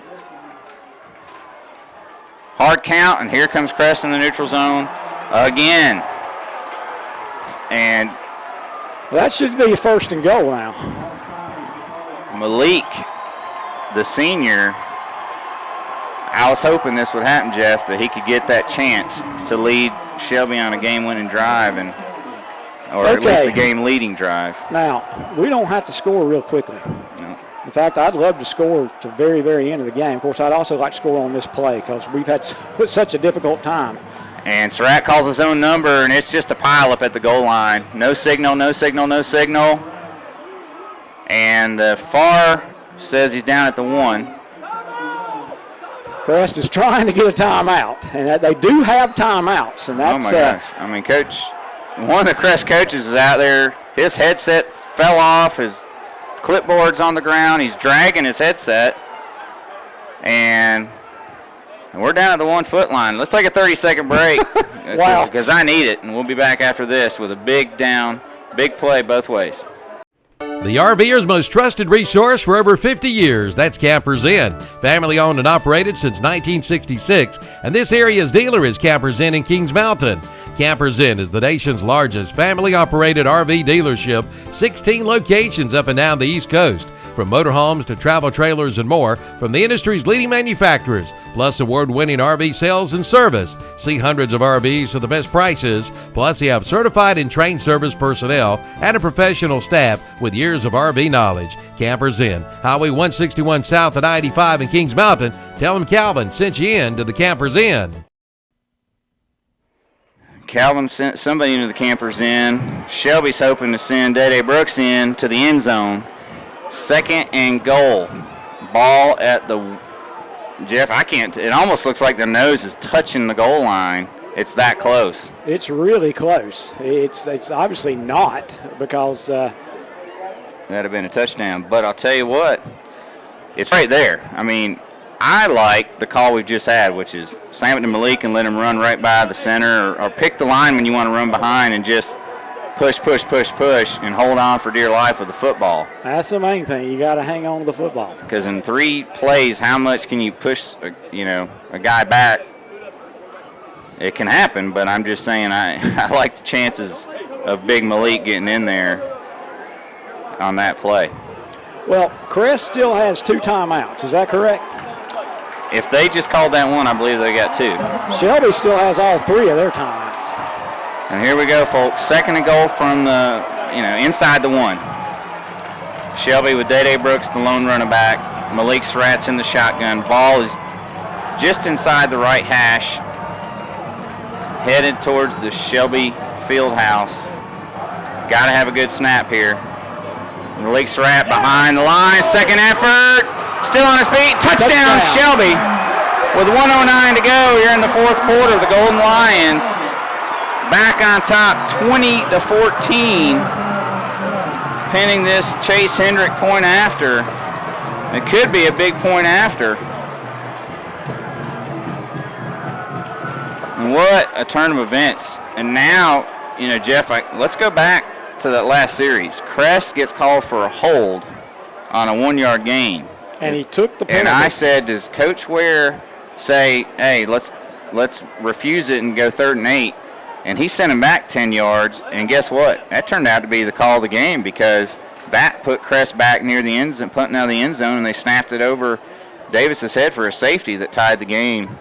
And ultimately, all right. We've got unsportsmanlike conduct on Shelby. That's going to be assessed after on the kickoff. So we've got to make this extra point now. This extra point's huge, Brent. It is. So now you got a point after, but now you're going to give Crest the potential to have a big run back. And it's just one of them games where emotions run so high that they're nearly impossible to keep in check. Josh Smith, low snap. He gets it down. Hendricks gets it up, and it's good. Shelby 21, Crest 14, 109 to go. Don't go anywhere. Back in 30 seconds. You wanted it, and now they're back. Sagebrush Steakhouse at 1237 East Dixon Boulevard in Shelby. Soon to open and hiring now. Sagebrush is having an all-new look with the great food they're known for. Sagebrush Steakhouse is proud to support high school football this year in Shelby, so look for their pre- and post-game specials. Interviews for hiring will be held at Country Inn Suites behind McDonald's at Cleveland Mall, Wednesdays and Thursdays 9 to 2 p.m. Soon to open and hiring now. Sagebrush Steakhouse, 1237 East Dixon Boulevard, Shelby. Proud to support high school football in Cleveland County. Hiring now. The scene is set here in the 50th matchup between Crest and Shelby. Golden Lions with a 1-yard touchdown plunge from quarterback Malik Surratt. The senior with a tie ball game takes Shelby on a touchdown drive of 40 yards after a big return from Deuce Santana Eves. And Shelby leads 21-14. But the unsportsmanlike conduct penalty means Shelby's kicking off from their own 25-yard line. Crest has a very good chance to get good field position here. Let's see if Shelby can cover this one a little bit better than they have previously. Shelby's going to take a timeout. And Coach Ware calls the timeout. And we'll take one too. Be back. Don't go anywhere. Minute 9 left. Let's get a word from our title sponsor. Summer sales event is underway at Renato Cadillac Buick GMC in Shelby. Come in now and get 0% financing for 72 months on the 2017 GMC Sierra 1500 and the GMC Acadia SLT. But that's not all. Renato Cadillac Buick GMC in Shelby has 0% financing for 72 months on the 2017 Buick Enclave and the 2017 Buick Envision Preferred. Come in now for all the details during the summer's best sales event. Renato Cadillac Buick GMC, 4423 East Dixon Boulevard in Shelby. Shelby comes out of the timeout. One of the first times I've ever seen a timeout taken on a kickoff. Well, I think Coach Ware wanted to see how Crest was setting up because we had shown the sky kick to the Shelby sideline, and maybe he just wanted to talk a little more about covering the kick. I like kicking it right over Hosh's head and landing it about the 25-yard line on this sideline. Let's see if Chase can put it there. And he's kicked it about there, just not much on it. Fielded at the 42 by Ty Hosh, and good coverage. Shamez Poston, Bryant Spencer, and Dax Hollifield comes in to finish it off. But Crest is going to have great field position up near midfield with a minute 3 to go, trailing Shelby 21-14. And Jeff, we're at that magical number. I said it pregame and at halftime that Shelby's 7 wins over the last 20 years. They've never scored more than 21. We're at 21 right now. 21-14. Crest has the ball, 1:03 left, and Kimberlin can throw it, and he's not been afraid to throw it deep. And they've got some good fast receivers. So one of the secrets is you got to put some pressure on him. And Shelby is going to do that. Kimberlin rolls right. He's got a man open. It's complete to Jennings, and he's got 8. Flag is down. And that's a situation where it can be an ineligible man downfield. It could be a hold on the defense. As far as a hold, it looked like Jennings was wide open, so I don't think anybody held him. They could have held the outside receiver. But you're right, that was kind of an interesting call or flag. And I don't know that anybody has an idea of what this call is. 53.9 seconds. Shelby 21, Crest 14. Well, eventually they'll have to tell us. And well, maybe you'll have to tell us. Here he comes. Here's the call. Holding defense. First down. Now, that was a long mark off all the way to the Shelby 35. 10 yards after the catch. Wow. I don't know if I've seen that call before. But it takes it to the Shelby 35-yard line. Holy cow, don't go anywhere. There's an 8-yard gain and then a 10-yard penalty after it. So Kimberlin now rolls left, and he airs it out, and it's another flag down, and it's another catch for 8 yards. Let's call it 7 yards. Flag thrown again, though, about the same type of flag at the same spot.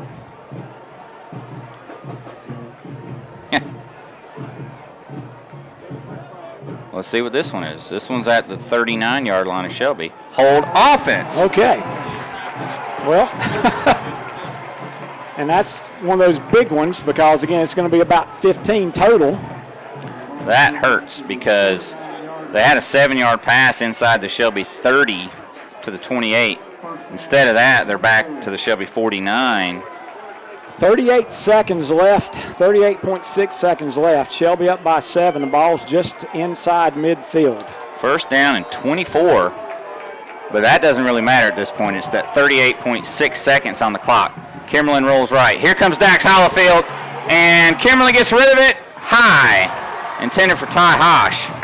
He did a heck of a job getting rid of that one because he was bracketed and we just weren't able to get him down. So that's a great play by Kimberlin. It really is. And so that's going to be second down and 24.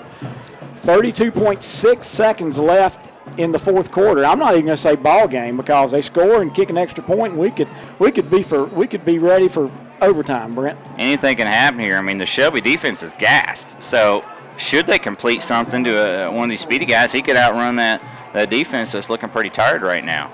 I mean, they pretty much all got their hands on their hips, but at this point, they're running on adrenaline. Back to pass Kimberlin. He's got time and airs it out, and it's picked off. Picked off by Kwame Poston. And he's out to the 45-yard line, and the Shelby faithful are starting to celebrate with 19.9 seconds to go in the ball game. And that was, again, pressure. And Kimberlin just a little high on the throw.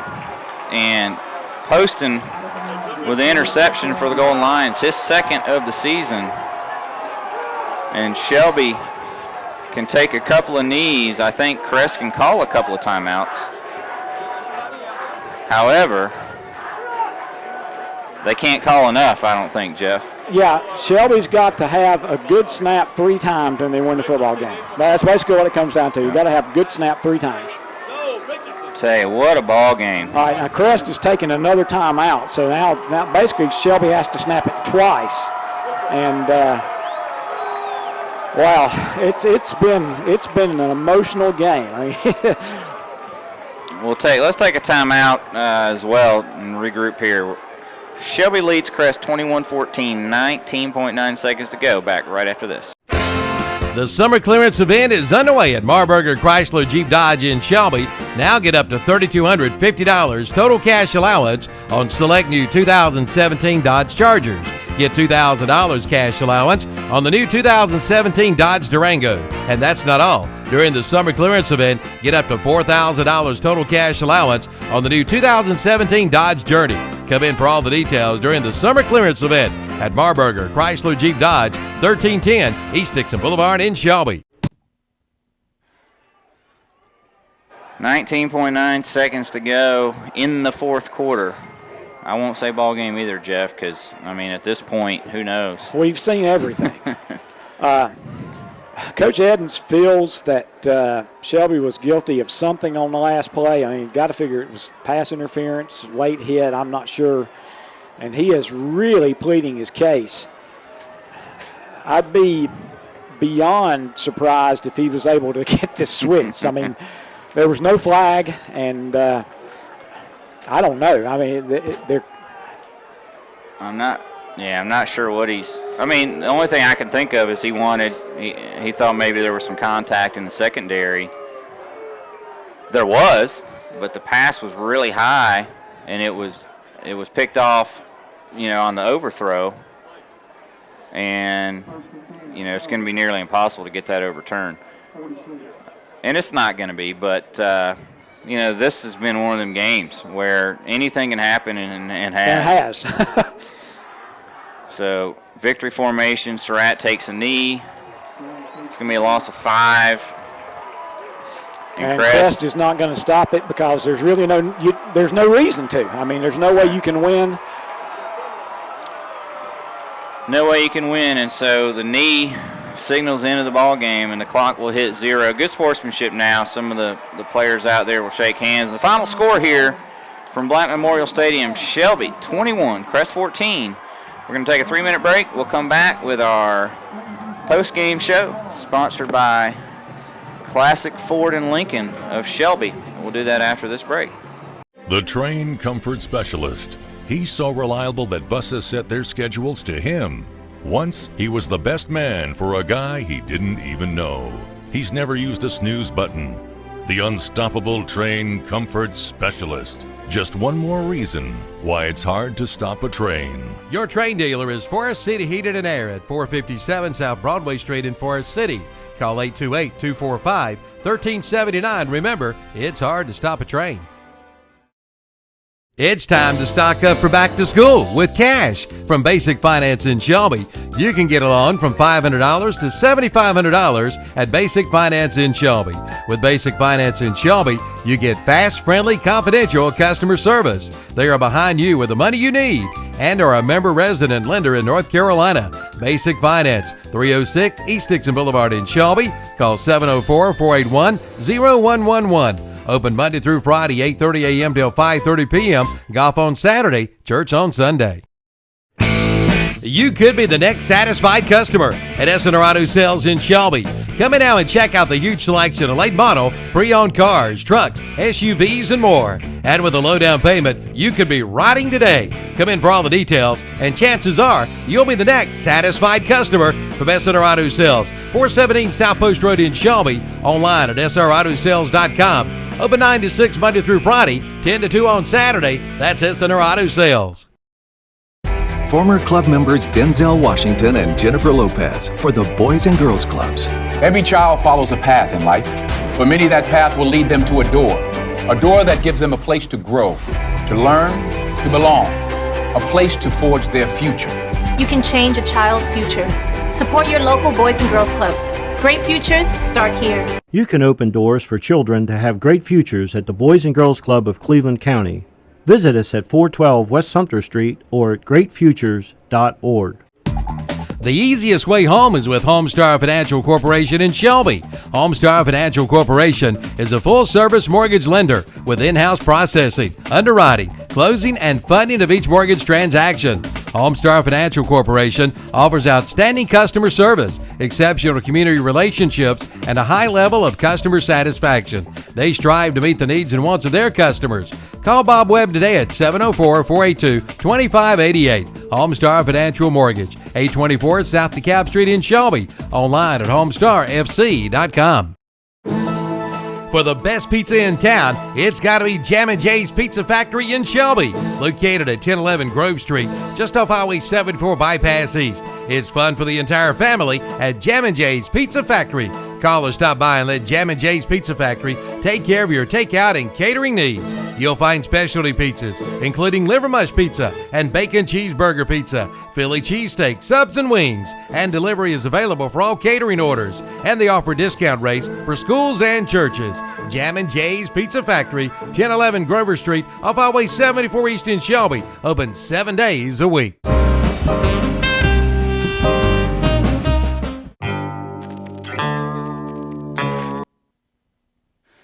Back to our Classic Ford and Lincoln of Shelby in-stadium postgame show. Shelby wins over Crest tonight, 21-14 on the Medical Arts Pharmacy scoreboard. What a ball game here, Jeff, in the 50th edition of this great rivalry, the best rivalry, in my opinion, in the state of North Carolina.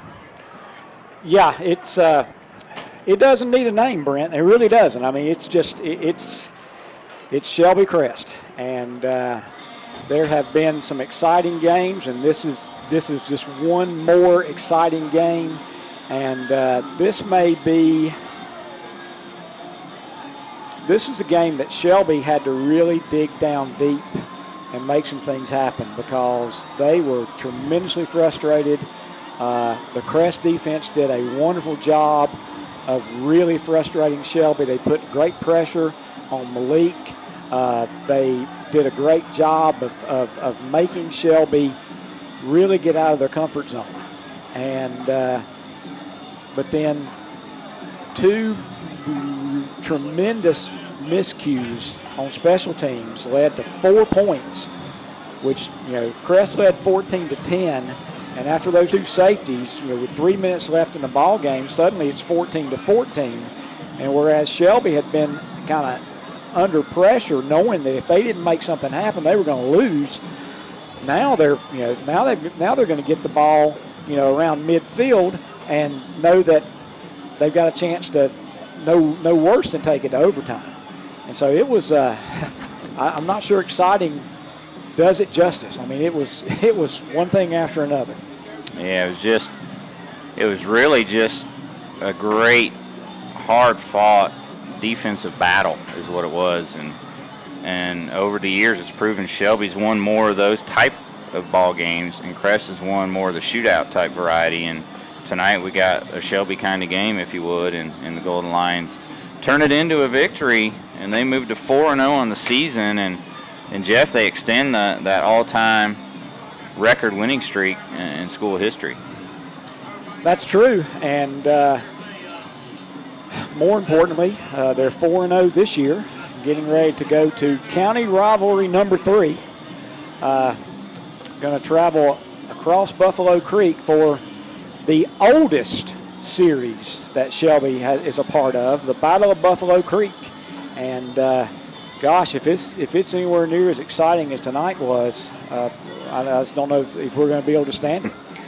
It's going to be this is truly one of those games where it's rough. It's sad that anybody has to lose a game like this, because the players left it all out on the field tonight, and what a ball game. Tell you what, it's time for the Okies tire and recap of the game. All right. Scoring started off back with 2:53 left in the first quarter. Chase Hendrick had a 33-yard field goal. Shelby led 3-0. With 11:49 left in the second quarter, Day Brooks had a 29-yard touchdown run. Hendrick's point after made it 10-0 Shelby. With 6:08 left in the first half, Isaiah Jennings had a 41-yard touchdown run. Davis's point after touchdown made it 10-7. Shelby still led 10-7. With 10:11 left in the third quarter, Peyton Kimmerlin had a 1-yard touchdown run. Davis's point after made it Crest 14, Shelby 10. With 3:20, on the last play of the third quarter, Kimmerlin was tackled in the end zone for a safety. It was a bad snap. He did a great job of getting on the football for a safety, and so that made the score Crest 14, Shelby 12. With 3:20 left in the game, snap was out of the end zone on an attempted punt by Crest, making the score 14-14. And with 1:09 left in the game, Malik Surratt had a 1-yard touchdown run. Hendrick's point after touchdown made it the final. Shelby 21, Crest 14. But even though there was only 1:09 left, it was still exciting because Crest got the ball down into Shelby territory and threw an interception with 20-some seconds left in the ball game. So it was exciting. Shelby had, I think, 15 first downs for the game. Crest had 10 first downs for the game. Shelby was guilty of 8 penalties, 9 penalties for 73 yards. Crest was guilty of 9 penalties for 72 yards. So we're almost exactly the same on penalties. The big difference in the game, Shelby got 4 turnovers from Crest. They got 3 interceptions and 1 fumble, and Shelby was guilty of 1 interception. There was 1 blocked punt. There was 1 blocked field goal by Crest, and then there were 2 safeties by the Shelby defense. And so again, we're just drained. I mean, It was just there was so many great defensive stands in this game both ways too. They can't go unnoticed, and it's just what you get when you have these defenses that are this good, this fast, and these guys know each other. They play every year, and they know tendencies, and just makes for a whale of a ball game. Stats tonight: Crest, Davian Pryor, nice game. 14 carries, 121 yards. He had runs of 30 and 51 that were big, both of those. 14 carries, 121 yards. Peyton Kimmerlin, 9 carries for 10 yards and a touchdown. Isaiah Jennings, 2 carries for 47 yards, including a 41-yard touchdown. Jalen Graham had 8 carries for 13 yards, and Landon Zanders had 1 carry for 17 yards. Crest piled up 208 yards rushing on 34 carries tonight. In the air, not so successful. Kimmerlin was just 3 of 14 for 22 yards and 3 interceptions. Completions were to Landon Zanders, 1 catch for 11 yards. Isaiah Jennings, 1 catch for 8 yards. And Davian Pryor, 1 catch for 3 yards. So 220 total with 208 rushing and 22 passing. Shelby led on the ground by Day Brooks. Senior had 26 carries for 117 yards and a touchdown. Malik Surratt was 16 tough carries for 34 tough yards and a touchdown. And George Dunlap had 4 carries for 6 yards. Shelby with 157 yards on 46 carries. And passing, Surratt was 4 of 18 for 59 yards and an interception. So he had receiving, Malik McMullins, 1 catch, 44 yards. Tucker Green, 1 catch, 18 yards. MJ Allen, 1 catch, 2 yards. And George Dunlap, 1 catch for -5. So Shelby with 157 rushing, 59 passing, 216 total. So 4 yards total yard advantage for Crest actually in this ball game. But Shelby, courtesy of a couple of safeties on some bad snaps for Crest, and then able to, on that last drive, to pull it out, Jeff, and that was the difference in the ball game. That pivotal moment, I go back to that third, 2nd down and 9. Kimmerlin keeps it, gets a yard. A holding penalty comes. Coach Ware had that choice, right? And he chose to take the penalty yards. That backed him up 10 yards inside the 10, and then the snap over the punter's head out of the back of the end zone tied the ball game and set the stage for the winning touchdown drive by the Golden Lions. That's true, and of course, the ball was snapped so high it would have got out of the back of the end zone no matter where it was from. But the big difference is when you're punting it, out of your end zone, it puts a great deal of pressure on the snapper. I don't think Shelby was going for the block, though. I really think Shelby was trying to set up the return. I tell you, I am just really. I'm every time there's a punt in the Shelby Crest football game, I get afraid of a roughing the punter or a fumble because all those years I coached, there were so many huge plays on punts. And so every punt, when Shelby is not going for the block, I'm almost happy in the Shelby Crest game because I've seen so many, roughing the punter, drop the punt, and so I was kind of happy to notice that we had 2 guys back. We were trying to work on the field position situation, but again, it doesn't matter. It's rough to have to make that punt when you're punting it out of your end zone. It is. We saw a lot of crazy stuff on punts tonight. We saw Shelby punt returner muff one. He was able to fall on it. We saw an onside kick that hit a Shelby guy, and we ended up being able to kind of have simultaneous possession in which we kept it. Their guy muffed a punt, fell on it. Their guy muffed a punt, and we got it.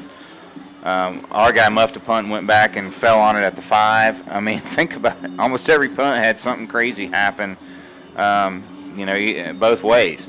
It really did. And one other thing, you have got to really tip your hat to the Crest defense because they did an excellent job. I mean, Shelby in the second half got the ball on the 50-yard line. They forced a 3-and-out. Shelby punted it. Crest fumbled it. Shelby got it on the 25. And then Shelby got it all the way down, and then Shelby ended up missing a field goal. Then Shelby gets it inside the 10, have it 4th and goal on the 1-yard line, and Crest stopped them. I mean, the Crest defense. And then you even go back to the end of the first half. Shelby gets it inside the 10, and they block the field goal. And so that was 4 humongous defensive stands there by the Chargers.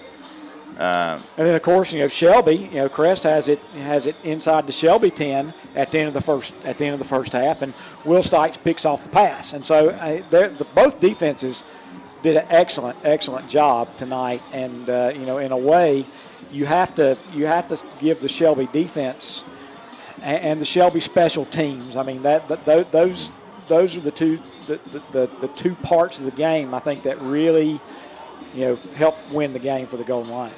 No doubt about it. It's time for our players of the game, and let's start with our defensive player of the game. That award sponsored by Hendricks Appliance. You can give it to the entire Shelby defense. I mean, Will Stites had the interception. But over and over, we were calling Dax Hollifield for making the interception back in the first half. Dax hit Kimmerlin as he was throwing it, and we picked it off. He was putting great pressure on him on the last pass, and so it's almost easy to give it to Dax Hollifield, but so many people are deserving. But even after saying all that, I think we give it to Dax Hollifield. Yeah, Dax. Yeah, we'll give it to Dax. I know he had that huge hit on that one run play where he came on the stunt, or we think it may have been. Numerous times he put pressure on Kimmerlin and forced some bad passes. I mean, Kimmerlin ended up 3 for 14, and a lot of that was because of the pressure from Dax and company. And so Dax Hollifield, our Hendricks Appliance defensive player of the game, our offensive player of the game, sponsored by Shelby Hardware. And let's go with Day Brooks. 117 yards rushing, 26 carries and a touchdown.